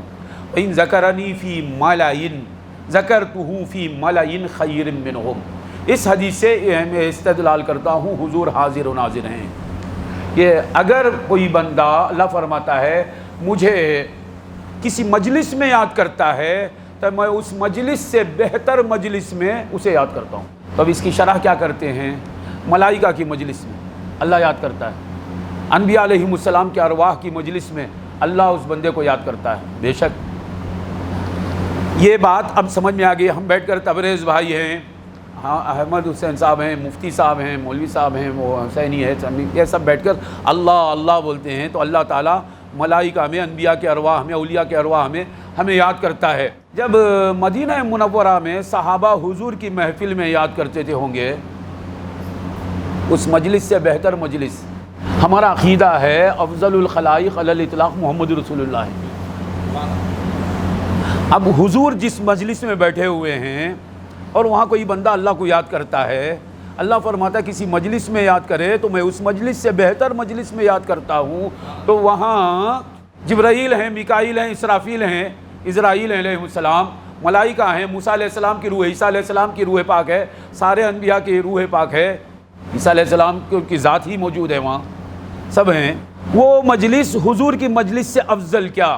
اس مجلس سے حضور کی مجلس افضل ہے نا، کیوں؟ حضور یہاں ہیں، تو یہ بولنا پڑے گا حضور یہاں بھی ہیں وہاں بھی ہیں، اب مسئلہ سمجھ میں آیا۔ ورنہ یہ بولنا پڑے گا کہ جہاں جبرائیل ہیں، میکائیل ہیں، اسرافیل ہیں، اسرائیل ہیں، وہ حضور کی مجلس سے افضل مجلس بول سکتے ہم اہل سنت والجماعت؟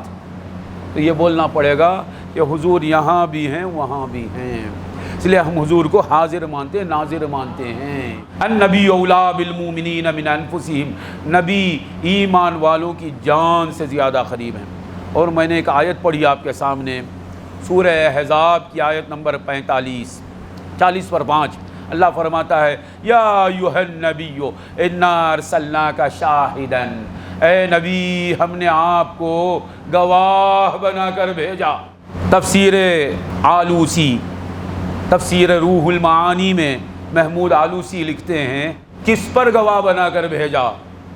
یا ایھا النبی انا ارسلناک شاہدا علی من بعث الیہم، جس کسی کے پاس رسول کو بھیجا ہے اس پر شاہد بنا کر بھیجا۔ حضور کو کس کس کے پاس بھیجا ہے؟ ساری مخلوق۔ یہ کون؟ حضور نے فرمایا، صحیح مسلم میں حدیث ہے، حضرت ابو ہریرہ رضی اللہ عنہ سے مروی ہے، حضور صلی اللہ علیہ وسلم فرماتے ہیں فضلت علی الانبیاء بست، حضور فرماتے ہیں دیگر انبیاء پر میں 6 صفات میں فضیلت دیا گیا ہوں۔ فضلت علی الانبیاء بست، 6 گنتے جائیے۔ اعطیت جوامع الکلم، پہلی خصلت کیا ہے؟ پہلی صفت کیا ہے؟ مجھے اللہ تعالیٰ نے جوامع الکلم عطا کیا ہے۔ جوامع الکلم کسے کہتے ہیں؟ ایسے کلمات جو لفظاً مختصر رہیں گے، معانی کی اس میں حد نہیں رہے گی۔ میرا یہ عقیدہ ہے کہ حضور کے سارے حدیثیں جوامع الکلم سے، اب میں اس پر بولنے کو تیار نہیں کیونکہ بہت وقت لگے گا۔ ہر حدیث جوامع الکلم سے، ہر حدیث۔ یا ابا ہریرہ تعالی، ابو ہریرہ ادھر آؤ، یہ بھی جوامع الکلم سے ہے۔ اے عائشہ بات کرو، یہ بھی جوامع الکلم سے ہے۔ پریشان ہو گئے لوگ جوامع الکلم سے، ہر بات کیا؟ جوامع الکلم بڑی چیز ہے یا اللہ کا کلام ہونا بڑی چیز ہے؟ اللہ تو بولتا ہے کہ تمہارا کلام میرا کلام، ما ینطق عن الہوی ان هو الا وحی یوحی، خواہش سے کچھ بھی نہیں بولتے، جو بھی بولتے میری وہی ہے۔ اللہ اس کو وہی کا نام دے رہا ہے، انہوں جوامع الکلم کا لقب دینے سوچ رہے ہیں۔ وہ 4 حدیثیں جوامع الکلم سے، 8 حدیثیں، 40 حدیثیں، 400 حدیثیں نہیں، ہر حدیث جوامع الکلم سے۔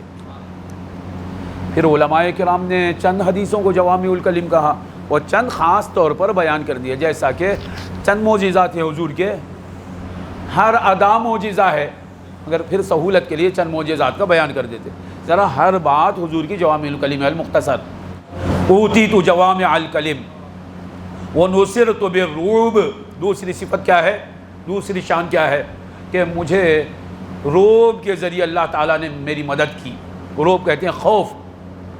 حضور کا دشمن جو ہے، حضور صلی اللہ علیہ وسلم کو دیکھے بغیر 1 مہینے کی مسافت کی دوری رہتی ہے، وہیں سے ڈرتا ہے۔ رعب، سرکار کا رعب 1 مہینے کی دوری تک اس پر طاری رہتا ہے۔ وَنُصِرْتُ بِالرُّعْبِ، رعب کے ذریعے میری مدد کی گئی۔ یہ بولنا حضور کی سنت ہے، حضور کے ذریعے میری مدد ہوتی بولے تو شرک ہو جائے گا۔ نُصِرْتُ بِالرُّعْبِ، میری مدد کی گئی، یہ دوسری شان ہے۔ وَأُحِلَّتْ لِيَ الْغَنَائِمُ، اور میرے لیے غنیمت حلال ہو گئی۔ سرکار دو عالم صلی اللہ علیہ وسلم کے سے پہلے کے جو انبیاء تھے، ان کی امتوں پر غنیمت حلال نہیں تھی۔ جنگ کے بعد جو مال غنیمت ہوتا تھا اسے رکھ دیا جاتا، وہ اللہ کی طرف سے کوئی آگ اترتی جلا کے خاک کر دیتی، اٹھا کر کھانے کا اجازت نہیں تھی۔ سرکار دو عالم صلی اللہ علیہ وسلم کی امت کے لیے غنیمت کا مال حلال ہو گئی۔ وہ احلت لی الغنائم وجعلت لی الارض مسجدا وطہورا، چوتھی شان کیا ہے؟ ساری زمین کو میرے لیے طہور بنا دیا گیا، تیمم کی جگہ، وہ مسجدہ، اور مسجد، زمین پر قدم لگا سرکار کا ساری زمین تیمم کے لائق ہو گئی، اور ساری زمین مسجد۔ وہ جعلت لی الارض مسجدا، یہ چوتھی شان ہے۔ 5ویں شان کیا ہے؟ وَأُرْسِلْتُ إِلَى الْخَلْقِ كَافَّةً، ساری مخلوق کی طرف مجھے بھیجا گیا، ساری مخلوق کے لیے بھیجا گیا بولنا یہ معنی رکھتا ہے ساری مخلوق کی طرف بھیجا گیا۔ میں بولا اس سمیع کو میں سمیع کے گھر کی طرف بھیجا تو گھر کی طرف جانا ضروری ہے، سمیع کو واحد بھائی کے کمرے کی طرف بھیجا تو کمرے سے ملنا، کمرے کو دیکھنا ضروری ہے۔ ارسلتک الیہ، میں نے آپ کو بھیجا ان کی طرف تو ان سے ملنا ضروری ہے، ان کو دیکھنا ضروری ہے، ان سے مصافحہ ضروری ہے، ملاقات ضروری ہے نا۔ ارسلت الی الخلق کافۃ، ساری مخلوق کی طرف مجھے بھیجا گیا۔ بعض کہتے ہیں نوح علیہ السلام کا طوفان آنے کے بعد ساری دنیا کے لوگوں کے آپ رسول رہے نوح علیہ السلام، ساری دنیا پر طوفان آیا نا تو ساری دنیا تباہ ہو گئی، تو اب جو لوگ بچے تھے وہی ساری دنیا والے، تو اب ساری دنیا کے لوگوں کے رسول آپ ہیں نا۔ پھر یہاں حضور فرماتے ہیں دوسرے نبیوں پر یہ فضیلت مجھے دی گئی، فضیلت دی گئی بولیں تو وہ صفات ان میں نہیں رہنا، مجھے اللہ نے خاتم الانبیاء بنایا، یہ بول رہے ہوں سرکار اس میں، تو دوسرے کوئی خاتم الانبیاء نہ رہے، اسی تو فضیلت بولیں گے۔ تو میں یہی کہتا ہوں اس سے کیا معلوم ہوا نوح علیہ السلام سارے روئے زمین پر جو لوگ تھے ان کے رسول ہیں۔ طوفان کے بعد صرف لوگوں کا اعتبار کرے تو وہ بات ہے، حضور یہ فرما رہے ہیں ارسلت الی الناس کافۃ، نہیں فرمایا لوگوں کی طرف، سارے الی الخلق کافۃ، ایسی رسالت عام حضرت نوح کو بھی نہیں ہے، یعنی جو بھی مخلوق ہے میں اس کے پاس رسول بن کر آیا ہوں، یعنی انسانوں کی طرف بھی رسول بن کر آیا ہوں، جنات کی طرف بھی، ملائکہ کی طرف بھی، عرش کی طرف بھی، کرسی کی طرف بھی، لوح کی طرف بھی، قلم کی طرف بھی، 18,000 عالم۔ ارسلت الی الخلق کافۃ، میں ساری مخلوق کی طرف رسول بن کر آیا ہوں، تو ساری مخلوق کے پاس حضور کا آنا ضروری ہوا اس اعتبار سے۔ تو حضور صلی اللہ علیہ وسلم جب ساری مخلوق کی طرف آئے ہیں تو ساری مخلوق کا علم آپ کو ہے، ساری مخلوق کو جان رہے ہیں آپ، تو اللہ تعالیٰ فرماتا ہے انا ارسلناک شاہدا، ہم نے آپ کو گواہ بنا کر بھیجا۔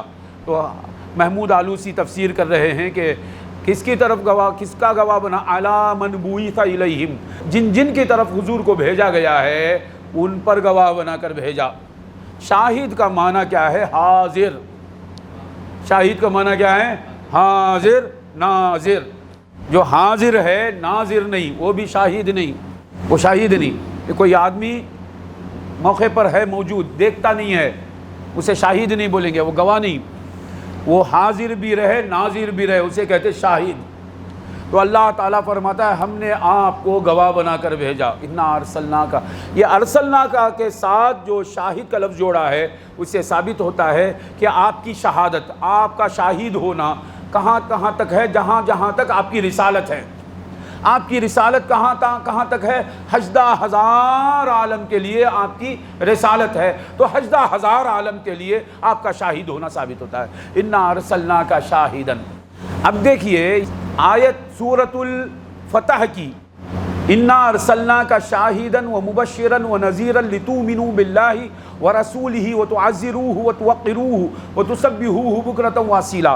اس آیت کی تفسیر میں امام بخاری حدیث لا رہے ہیں کہ حضرت عبداللہ بن عمرو بن العاص، یہ صحابی رسول ہیں، ان سے حضرت عطا بن یسار تابعی نے پوچھا کہ صحابی رسول حضور کی کیا صفت تورات میں بیان کی گئی ہے، مجھے آپ سمجھائیے۔ یہ ان سے کیوں پوچھا گیا کہ یہ عبداللہ بن عمرو بن العاص رضی اللہ عنہما یہ قرآن کے بھی عالم تھے، تورات کے بھی عالم تھے، کیونکہ مسند احمد میں حدیث ہے کہ حضور صلی اللہ علیہ وسلم سے عبداللہ بن عمرو بن العاص نے خواب دیکھا۔ کیا خواب دیکھا؟ خواب میں دیکھتے ہیں کہ آپ کے ایک ہاتھ میں شہد ہے، ایک ہاتھ میں شہد ہے اور ایک ہاتھ میں گھی ہے، اور دونوں کو آپ کھا رہے ہیں، شہد بھی چاٹ رہے ہیں گھی بھی چاٹ رہے ہیں۔ ایسا خواب آپ نے دیکھا، کس نے؟ عبداللہ بن عمرو بن العاص نے۔ یہ خواب آ کر حضور کو سناتے ہیں تو حضور نے فرمایا تم دونوں کتابوں کو پڑھو گے، یعنی قرآن بھی پڑھو گے تورات بھی پڑھو گے۔ تو قرآن اور تورات کے عالم ہیں کون؟ عبداللہ بن عمرو بن العاص۔ تو ان سے پوچھا عطا بن یسار نے، کہ تورات میں حضور صلی اللہ علیہ وسلم کی کیا نعت ہے، صفت ہے، بیان کیجیے۔ تو عبداللہ بن عمرو بن العاص فرماتے ہیں تورات میں اللہ نے فرمایا یا ایھا النبی انا ارسلناک شاہدا ومبشرا ونذیرا وحرزا للامین۔ تورات کس پر نازل ہوئی؟ اس میں اللہ تعالیٰ فرماتا ہے حضور سے تورات میں، اے نبی ہم نے آپ کو بھیجا گواہ بنا کر۔ تورات حضور پر نازل نہیں ہوئی، کس پر نازل ہوئی؟ موسیٰ علیہ السلام پر۔ موسیٰ علیہ السلام پر جو کتاب نازل ہوئی اس میں یا ایھا النبی حضور کو بولتا ہے۔ اب حضور کہاں ہیں؟ حضور کہاں حاضر ہیں؟ حضرت موسیٰ کے زمانے میں، حضرت موسیٰ کی صورت میں۔ قرآن میں اللہ فرمائے یا ایھا النبی سے مراد حضور مراد ہیں، کیونکہ حضور پر قرآن نازل ہوا۔ تورات میں اللہ فرماتا ہے تورات نازل ہوئی موسیٰ علیہ السلام پر، یا موسیٰ بولا تو موسیٰ علیہ السلام سے خطاب ہے، یا ایھا النبی انا ارسلناک شاہدا ومبشرا ونذیرا وحرزا للامین۔ امی کہتے ہیں مکے والوں کو، اے نبی ہم نے آپ کو گواہ بنا کر بھیجا، مبشر بنا کر بھیجا، نذیر بنا کر بھیجا، اور مکے والوں کے لیے محافظ بنا کر بھیجا، حافظ بنا کر بھیجا، مکے والوں کی حفاظت کرنے والا بنا کر بھیجا۔ موسیٰ علیہ السلام کو کسے بھیجا؟ حضور کو بھیجا۔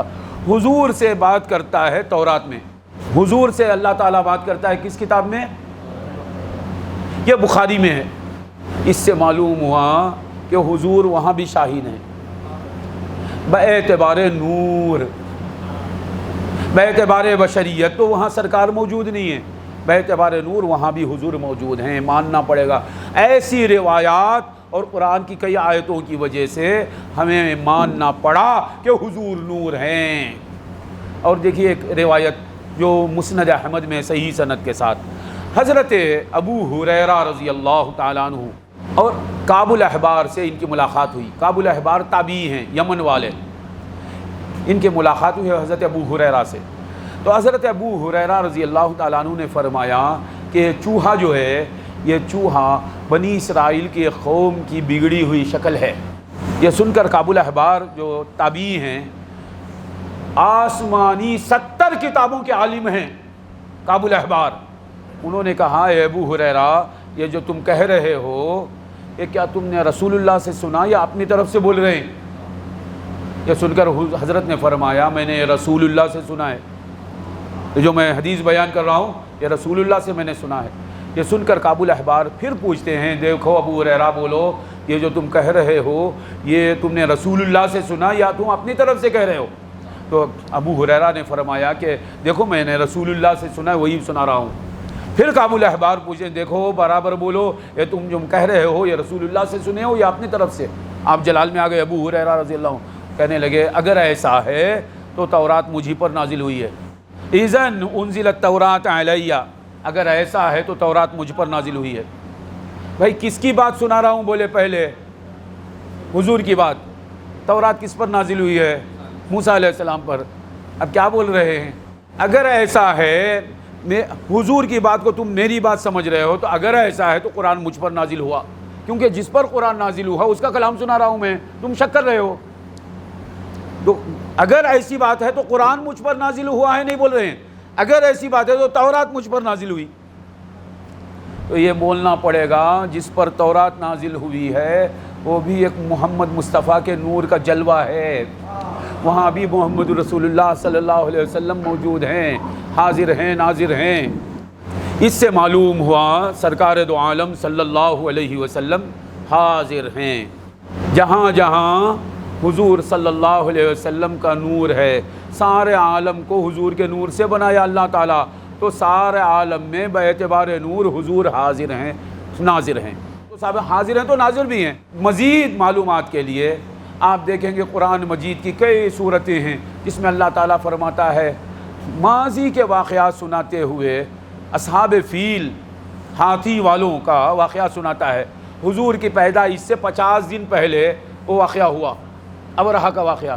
اللہ تعالیٰ فرماتا ہے حضور سے الم ترى، آپ نہیں دیکھے؟ یعنی آپ کے بشریت سے پہلے آپ ناظر ہیں، بشریت سے پہلے ناظر ہیں تو بشریت کے بعد ناظر نہیں۔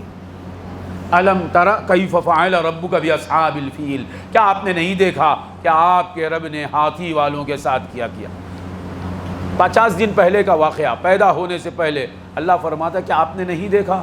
پھر فرماتا ہے سورہ فجر میں الم تر کیف فعل ربک بعاد، سینکڑوں برس پہلے عاد کو تباہ کیا اللہ تعالیٰ نے. اے نبی کیا آپ نے نہیں دیکھا کہ آپ کے رب نے عاد کے ساتھ کیا کیا؟ کیا آپ نے نہیں دیکھا؟ تو کیا مانا آپ نے دیکھا؟ تو اللہ تعالیٰ بارہا یہ علم ترا کہہ کے بتا رہا ہے محمد ناظر ہیں ناظر ہیں ناظر ہیں، حتیٰ کہ فرمایا علم ترا الی ربک، اے نبی کیا آپ نے اپنے رب کو نہیں دیکھا؟ کیا آپ نے نہیں دیکھا؟ یہ کہا کہ کیا مانا آپ نے دیکھا؟ کہ بھائی کل کے بیان میں کیا آپ نے نہیں سنا؟ کیا آپ نے نہیں سنا؟ یہ میں پوچھتا ہوں تو کیا مانا آپ نے سنا؟ ہاتھی والوں کا واقعہ کیا آپ نے نہیں دیکھا؟ عاد کے ساتھ کیا ہوا کیا آپ نے نہیں دیکھا؟ مخلوق کے بارے میں پوچھتا ہے یہ، یہاں تو پوچھتا ہے سورہ فرقان میں الم تر الی ربک، کیا آپ نے اپنے رب کو نہیں دیکھا؟ کیا مانا آپ نے آپ کے رب کو بھی دیکھا. اس لیے مسند احمد کی روایت ہے، میں کیا بولوں مصطفیٰ کیسے ناظر ہے. عبداللہ ابن عباس سے مروی ہے صحیح سند کے ساتھ، حضور فرماتے ہیں رأیت ربی تبارک و تعالی، میں نے میرے رب تعالی کو دیکھا ہے. اس لیے اعلیٰ حضرت فرماتے ہیں اور کوئی غیب کیا تم سے نہا ہو بھلا، جبکہ خدا ہی نہ چھپا تم پہ کروڑوں درود. یا رسول اللہ جب اللہ ہی آپ سے چھپا نہیں، اللہ کو آپ دیکھ رہے ہیں تو اور کون سا غیب آپ سے چھپ کر رہ سکتا ہے؟ اور کون سی چیز آپ پر مخفی رہ سکتی ہے؟ جبکہ غیب الغیوب اللہ تعالیٰ آپ کے لیے ظاہر ہو گیا، اللہ تبارک و تعالیٰ حضور کے لیے ظاہر ہو گیا. الم تر الی ربک رأیت ربی تبارک و تعالی. اور اللہ تعالیٰ فرماتا ہے قرآن مجید میں 1 سے 2 جگہ قل اعملوا فسیر اللہ عملکم ورسولہ، اے نبی آپ ان سے کہہ دیجئے عمل کرو، تمہارے عمل کو اللہ بھی دیکھتا ہے، اس کا رسول بھی دیکھتا ہے. یہ قرآن میں ہے، 2 مقامات پر ہے، اللہ بھی دیکھتا ہے اس کا رسول بھی دیکھتا ہے. اب بعض حضرات یہ کہتے ہیں کہ یہ حضور کا دیکھنا حضور کے صحابہ کے زمانے کے ساتھ خاص ہے. یاد رکھنا یہ ایک حدیث جو امام بخاری خلق و افعال العباد میں بسند صحیح لاتے ہیں، آپ کی ایک کتاب ہے خلق و افعال العباد امام بخاری کی، اس میں روایت لاتے ہیں حضرت عائشہ صدیقہ تابعین سے فرماتے ہیں. معلوم ہے یہ حضور کا کہ پردے کے بعد کا واقعہ ہے. تابعین سے عائشہ صدیقہ فرماتے ہیں کوئی بندہ کوئی عمل کرے تو اس کی تعریف مت کرو، بلکہ یہ بولو اس بندے سے اعملوا فسیر اللہ عملکم ورسولہ. اسے کیا بولو؟ تابعین سے نصیحت کر رہی، تابعین کو نصیحت کر رہی ہیں اماں عائشہ صدیقہ کہ کوئی کسی بندے کا عمل پسند آ جائے تو اس کی تعریف مت کرو، بلکہ بولو عمل کرتے رہو بیٹا، تمہارے عمل کو اللہ بھی دیکھتا رہے گا اور اس کا رسول بھی دیکھتا رہے گا. یہ عقیدہ عائشہ صدیقہ کا ہے اور صحیح سند سے ثابت ہے امام بخاری کی کتاب خلق افعال العباد میں. اس سے معلوم ہوا اب ہم جو عمل کر رہے ہیں اسے اللہ بھی دیکھتا ہے، اللہ کا رسول بھی دیکھتا ہے. اس دیکھنے والے کو ناظر کہتے ہیں. تو ان آیات سے اور احادیث سے کیا ثابت ہوا کہ حضور صلی اللہ علیہ وسلم حاضر بھی ہیں ناظر بھی ہیں. حضور صلی اللہ علیہ وسلم دیکھتے ہیں، صحابہ شہید ہوتے ہیں پہلے ہی. اللہ دیکھتا ہے نا، اللہ کیوں نہیں بول دیا؟ یہ مقدر ہے، یہ ہونا ہے. کون قربان ہوتا ہے یہ دکھانا ہے، امت کو قربانی دکھانا ہے. یزید پانی نہیں دیا امام حسین کو، اللہ کیوں نہیں دے دیا؟ نہیں، قربانی کسے کہتے ہیں، وفا کسے کہتے ہیں، جہاد کسے کہتے ہیں، ایثار کسے کہتے ہیں، یہ بتانا مقصود ہے. یہ اس لیے اللہ تبارک و تعالیٰ قدرت رکھتے ہوئے حضرت حسین کو پانی نہیں دیا، شہادت دیا. ذرا محمد مصطفیٰ قدرت رکھتے ہوئے بحکم الہی مدد نہیں کرتے، اللہ کے حکم کے تحت ہے محمد رسول اللہ صلی اللہ علیہ وسلم، جانتے ہوئے کہ اب میرے صحابی کو بتا کر روکنا نہیں ہے، میرے صحابی کو شہادت سے مالا مال کرنا ہے. محمد مصطفیٰ خدا میں فنا ہیں، وہاں خدا تعالیٰ کا حکم ظاہر ہو رہا ہے. کیوں نہیں بتائے؟ لوح محفوظ میں کیا مقدر ہے جانتے مصطفیٰ. تو حضور کے علم غیب کا ثبوت ہے وہ کہ اب بتائیں گے بھی تو اسے کٹنا ہی ہے، بتانا نہیں۔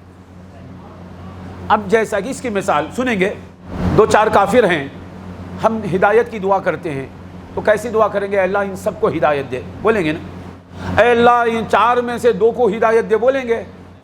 2 کافر آئے ہیں، اللہ ان میں سے 1 کو ہدایت دے، تو معلوم ہو دوسرے کی ہدایت نہیں چاہتے آپ، یہ معنی نکلے گا۔ تو ہمیں حق کیا ہے، ہم پر لازم کیا ہے؟ دونوں کے لیے ہدایت کی دعا کرنا۔ اللہ کسی کو ہدایت دے گا، کسی کو نہیں دے گا۔ صحیح حدیث میں آیا، جامع ترمذی میں حدیث ہے، کئی کتابوں میں ہے، عبداللہ ابن عمر سے مروی ہے، کئی صحابہ سے مروی ہے، حضرت عمر فاروق کے اسلام لانے سے پہلے حضور صلی اللہ علیہ وسلم دعا کرتے ہیں، اے اللہ تو عمر کے ذریعے اسلام کو عزت دے یا ابو جہل کے ذریعے عزت دے، دونوں کے ذریعے دے، نہیں بول رہے ہیں۔ تو کیا مانا؟ دونوں مسلمان ہونے والے نہیں، 2 میں سے 1 ہی ہوگا، یہ سرکار جانتے ہیں۔ تو سرکار یہ دعا کر کے بتا رہے ہیں لوح محفوظ کو میں دیکھ رہا ہوں۔ اب ایک سوال پیدا ہوگا، جو 1 ہی ہوگا وہ 1 کون ہوگا؟ وہ معلوم ہے نا، اے اللہ عمر کے ذریعے ہدایت دے، ایسا کیوں نہیں بول دیا؟ اگر بولتے تو حضور کا علم غیب ثابت نہیں ہوتا، حضور کا اختیار ثابت نہیں ہوتا۔ حضور دعا کر رہے وہ مسلمان ہو گیا، ان 2 میں سے 1 کو دے ہدایت۔ ہم دعا کرتے ہیں تو سب کے لیے دعا کرتے ہیں۔ ابراہیم علیہ السلام دعا کرتے ہیں، ربنا وجعلنا مسلمین لک ومن ذریتنا امۃ مسلمۃ لک، اے اللہ تو ہمیں تیرا فرما بردار رکھ اور ہماری نسلوں میں سے ایک جماعت کو فرما بردار رکھ۔ ہم کیا بولیں گے؟ ہماری ساری اولاد کو فرما بردار رکھ میرے اللہ، ہماری نسلوں میں بعض کو فرما بردار رکھ، ایسا دعا کریں گے۔ حضرت ابراہیم دعا کرتے ہیں۔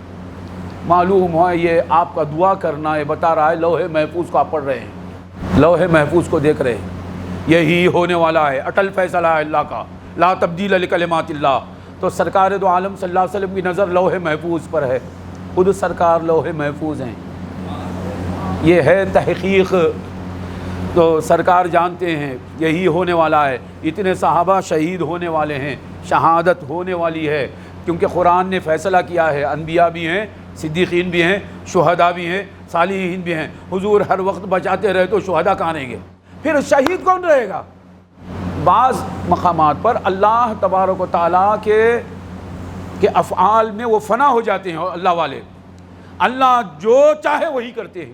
اللہ تبارک و تعالیٰ کی مشیت ہوتی ہے کہ یہ کام کرو، بد دعا کر دو، بد دعا کر دو۔ وہ لوگ بولتے ہیں بد دعا کرو، دعا کرتے ہیں، اللہ تعالیٰ جو بولے وہی۔ اب اور ایک بات یاد رکھنا کہ اللہ کی راہ میں کٹ جانا یہ بڑی شان ہے یا بچ جانا بڑی شان ہے؟ کٹ جانا۔ تو سرکار صلی اللہ علیہ وسلم اس بڑی شان سے کیوں محروم کر دیں گے؟ آپ دیکھیے حضرت حسین رضی اللہ عنہ افضل ہیں یا خواجہ اجمیری افضل ہیں؟ حضرت خواجہ اجمیری پر بھی پانی بند کیا گیا، اور مشہور واقعہ ہے خواجہ اجمیری سے جب پانی روکا گیا، بولے ایک لوٹا دے کر بولے جا کر انا ساگر سے پانی لے کے آ جاؤ، اور پانی لے کر آ گئے، سارا پانی اس میں آ گیا۔ حضرت حسین کے لیے آئے گا نہیں پانی، یہ بتایا جا رہا ہے خواجہ اجمیری کی کرامت سے حسین کی استقامت افضل ہے۔ اسی طرح وہاں وہ گردن کٹانے والوں کے گردن کٹانا وہ افضل شان ہے۔ اللہ تبارک و تعالیٰ کی سے وفا کیا ہے یہ ہم کو سکھایا گیا ہے۔ وفا کسے بولتے ہیں؟ تکلیف جھیلنا کسے بولتے ہیں؟ اگر ایسا نہیں ہوتا، صحابہ نہیں کٹتے، تو بعد والوں بعض نادان بولتے بھئی اللہ کے لیے تکلیف اٹھانا ان کو کیا معلوم، یہ تو ہمارا کام ہے، معاذ اللہ۔ اب نہیں، یہی بولنا پڑے گا، جتنی مشقت جتنی تکلیفیں صحابہ جھیلنے کا 10واں حصہ کیا 1000واں حصہ بھی ہم جھیل نہیں سکتے، یہ ان کی شان ہے، وہ ان کا کٹنا وہ شان ہے اللہ کی راہ میں۔ سورہ یوسف کا پہلا حصہ بتا رہا ہے نحن نقص علیک احسن القصص بما اوحینا الیک ھذا القرآن وان کنت من قبلہ لمن الغافلین۔ اس واقعے کو بولنے سے پہلے آپ غافلوں میں سے تھے، جاہلوں میں سے نہیں بول رہا ہے۔ ایک ہوتا ہے جہل، ایک ہوتا ہے غفلت۔ جہل کے معنی بے علمی، غفلت کے معنی عدم توجہ، یعنی آپ کو سب معلوم تھا، آپ کی توجہ ہماری طرف تھی، معلوم تھا سب واقعہ، تو وہاں آپ نہیں تھے سے مراد باعتبار بشریت، اس لیے ہم نے پہلے ہی کہا نا، حضور ہر جگہ نہیں ہیں باعتبار بشریت، حضور ہر جگہ ہیں باعتبار نورانیت۔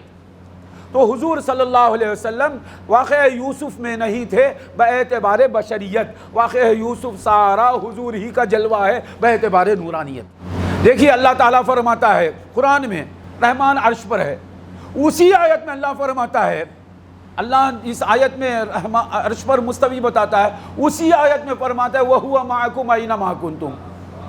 تو کیا بولیں گے؟ ایک آیت کا پہلے حصے کے خلاف دوسرا حصہ ہے بولیں گے؟ نہیں، وہ ایک اعتبار سے، یہ ایک اعتبار سے، باعتبار تجلی خاص عرش پر مستوی ہے، باعتبار تجلیات تشبیہیہ ہر جگہ موجود ہے اللہ تعالیٰ۔ اس اعتبار سے باعتبار بشریت حضور واقعہ یوسف کے وقت پر نہیں تھے، باعتبار نور حضور ہی کا جلوہ ہے وہ۔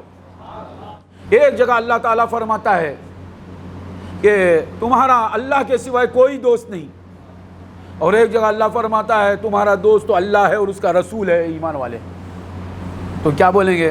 ذاتی اعتبار سے اللہ ہی دوست ہے، اضافی اعتبار سے غیر اللہ بھی دوست ہیں، اعتبارات بدلیں گے۔ اور دیکھیے آپ واقعات پڑھیے سورہ یوسف میں، وَمَا كُنْتَ لَدَيْهِمْ إِذْ أَجْمَعُوا أَمْرَهُمْ، جب یوسف کے بھائیوں نے اتفاق کر لیا کنویں میں ڈالنے کا، تب آپ نہیں تھے، یعنی ہدایت کا موقع تھا، آپ ہوتے تو کام نہیں کرتے، آپ کی ظہور ہدایت نہیں ہوئی، آپ نہیں تھے، یعنی توفیق کی صورت میں آپ ہی رہتے ہیں نا، آپ نہیں تھے، یہ سب معنی ہے اس میں۔ پرانے واقعات کے بارے میں اللہ تعالیٰ فرماتا ہے آپ کو نہیں معلوم، آپ کو نہیں معلوم، یعنی قرآن نازل ہونے سے پہلے معلوم ہے۔ علم تعلم آپ نہیں جانتے، علم ترا آپ نہیں دیکھے، تو یہ بھی فرماتا ہے وہ بھی فرماتا ہے، تو اعتبارات بدلیں گے۔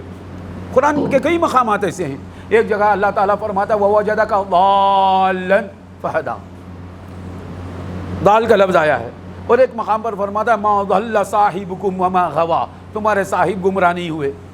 تو کیا معنی کریں گے؟ یہ صحیح ہے وہ غلط ہے بولیں گے، یا وہ صحیح ہے غلط ہے بولیں گے؟ بولیں تو غلط ہو جائیں گے، معاذ اللہ۔ تو کیا بولیں گے؟ ما ضل صاحبکم وما غوا، تمہارے صاحب کبھی گمراہ ہوئے ہی نہیں۔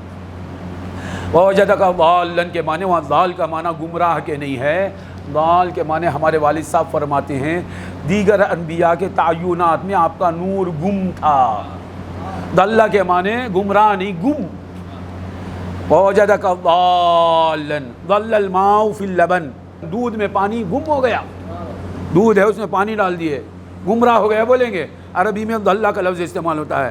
تو حضرت آدم کی صورت میں آپ گم تھے، چھپے ہوئے تھے، حضرت شیس کی صورت میں گم تھے، حضرت ادریس کی صورت میں گم تھے، ان تعینات کو ہٹا کر آپ کو باہر لایا۔ وَوَجَدَكَ ضَالًّا فَهَدَىٰ، آپ کو نور والے پردوں میں گم پایا، ان نور والے پردوں کو ہٹا کر آپ کو ظاہر کیا۔ ایک جگہ ایک لفظ رہے گا، دوسری جگہ دوسرا لفظ رہے گا، بظاہر خلاف معلوم ہوگا، وہ خلاف نہیں ہے، اعتبارات کو ملحوظ رکھنا چاہیے۔ اسی طرح یوسف علیہ السلام کے واقعے میں آپ نہیں تھے، فرماتا ہے سونب باعتبار بشریت۔ جیسا کہ مثال کے طور پر سمیع، میں یہ آپ سے یہ بول رہا ہوں وہ بول رہا ہوں، آپ گھر کے خیال میں بیٹھے ہیں، میں کیا بولتا ہوں آپ رہ کر بھی نہیں ہیں، آپ نہیں ہیں یہاں، تو کون سے اعتبار سے؟ ذہن کے اعتبار سے۔ تو نہیں تھے ذہن کے اعتبار سے، ہیں جسم کے اعتبار سے، تو اسی طرح وہاں نہیں تھے بشریت کے اعتبار سے، تھے نور کے اعتبار سے۔ اب دیکھیے قرآن میں اللہ تبارک و تعالیٰ فرماتا ہے سورہ نساء کی آیت نمبر 41 میں، 40/1 میں، فَكَيْفَ إِذَا جِئْنَا مِن كُلِّ أُمَّةٍ بِشَهِيدٍ، کیا ایسا خوب رہے گا، کیا ہی خوب رہے گا جب ہم ہر امت میں ایک گواہ کو لائیں گے۔ مفسرین فرماتے ہیں ہر امت میں گواہ سے مراد اس امت کے نبی، وَجِئْنَا بِكَ عَلَىٰ هَٰؤُلَاءِ شَهِيدًا، اور ان گواہوں پر آپ کو گواہ بنا کر لائیں گے، ساری امتوں پر ان کے انبیاء کو گواہ بنائیں گے، اور ان انبیاء پر آپ کو گواہ بنائیں گے۔ ظاہر بات ہے انبیاء متقدمین کا زمانہ متقدم ہے، ان پر حضور گواہ ہیں۔ بخاری میں، ترمذی میں، نسائی میں، ابن ماجہ میں حدیث ہے ابو سعید خدری رضی اللہ عنہ سے کہ حضور فرماتے ہیں قیامت کے دن نوح علیہ السلام کو اور ان کی امت کو لایا جائے گا۔ نوح علیہ السلام آئیں گے اور ان کی امت بھی ساتھ رہے گی۔ نوح علیہ السلام سے اللہ پوچھے گا حل بلغت، اے نوح کیا آپ نے تبلیغ کر دی؟ تو نوح علیہ السلام عرض کریں گے نعم یا ربی قد بلغت، میں نے تبلیغ کر دی۔ تو امت سے پوچھا جائے گا حل بلغ نوح تبلیغ کرے، ما جاءنا من نبی ولا نذیر، ہمارے پاس کوئی نبی ہی آیا نہیں، کوئی ڈرانے والا ہی آیا نہیں۔ کون بولیں گے؟ نالائق قوم اللہ سے۔ تب اللہ پوچھے گا حضرت نوح سے من شہداؤک، تمہارے گواہ کون ہیں نوح؟ تو حضرت نوح نے نہیں کہا تو گواہ ہے نا، نہیں محمد، یہ بخاری کا لفظ ہے، ترمذی کا لفظ ہے، نسائی کا لفظ ہے، ابن ماجہ کا لفظ ہے۔ کون گواہ ہے؟ نوح۔ جو حقیقی گواہ ہے وہ پوچھتا ہے من شہداؤک، من یشہدک، کون گواہ دیتے تمہاری؟ تم تبلیغ کرے اس پر گواہ کون ہے؟ نوح علیہ السلام کا زمانہ کہاں ہے؟ حضور کا زمانہ کہاں ہے؟ باعتبار بشریت سینکڑوں سال ہیں درمیان میں۔ اللہ پوچھتا ہے کون گواہ ہے؟ تو گواہ ہے؟ نہیں، وہ عرض کرتے نوح علیہ السلام محمد و امتہ، محمد گواہ ہے اور ان کی امت گواہ ہے۔ اب سوال پیدا ہوگا امت کیسا؟ ان کی گواہی پر گواہی دیتی۔ حدیث میں ہے، قرآن میں ہے من شہید منکم الشہر فلیصمہ، جو رمضان کا چاند دیکھے گا، یہ معنی لیا جا رہا ہے نا، جو مہینے میں رہے گا، رمضان کے مہینے میں رہے گا وہ روزہ رکھے گا۔ سرکار فرماتے ہیں صوموا لرؤیتہ وافطروا لرؤیتہ، تم روزہ شروع کرو چاند دیکھ کر، روزہ بھی ختم کرو، یعنی عید مناؤ چاند دیکھ کر۔ تو اس لیے چاند کا دیکھنا ضروری ہے، گواہی ہوتی نہیں۔ تو کیسا دکھا؟ کوئی سچا دیکھ کر بول دیا تو گویا سارے دیکھ لیے، اور یہ ایک سچے کی گواہی پر سارے روزے رکھ رہے ہیں۔ ذرا یہ ایک سچے نے دیکھا اللہ ہی خدا ہے۔ ہم سب کہتے ہیں اشہد ان لا الہ الا اللہ، اشہد کے معنی میں گواہی دیتا ہوں۔ ہم دیکھے ہی نہیں اللہ کو بھی دیکھے نہیں، فرشتوں کو دیکھے نہیں، جنت کو دیکھے نہیں، جہنم کو دیکھے نہیں۔ ہم کیا لفظ بولتے ہیں؟ اومنو باللہ الہ الا اللہ، اللہ ہی خدا ہے، اس پر ایمان رکھتا ہوں بولتے نہیں۔ اقول لا الہ الا اللہ، میں کہتا ہوں اللہ کے سوا خدا ہے، کوئی خدا نہیں ہے، ایسا نہیں کہتے۔ ہم کیا کہتے ہیں؟ اشہد، میں گواہی دیتا ہوں اللہ کے سوا کوئی خدا نہیں ہے۔ کہاں دیکھے؟ انہیں ایک دیکھنے والے نے کہا۔ ہم سب کہتے ہیں چاند دکھ گیا، چاند دیکھ لیا، چاند دیکھ، کیا بولیں گے؟ یہ ایک دیکھنے والے نے کہا۔ اسی طرح ہم کہتے ہیں اللہ ہے اور وہی ایک خدا ہے۔ کیسا کہتے ہو تم؟ یہ ایک سچے نے دیکھا۔ میری آنکھ دیکھتی تو میری آنکھ جھوٹ بھی کہہ سکتی، مگر سچے محمد کی سچی آنکھوں نے دیکھا کہ اللہ ہے اور وہی ایک خدا ہے۔ تو یہ ایک گواہی دینے والے کے گواہی دینے پر گواہی دیتے نا، تو محمد و امتہ، یہی معنی، ایک معنی یہ ہوگا۔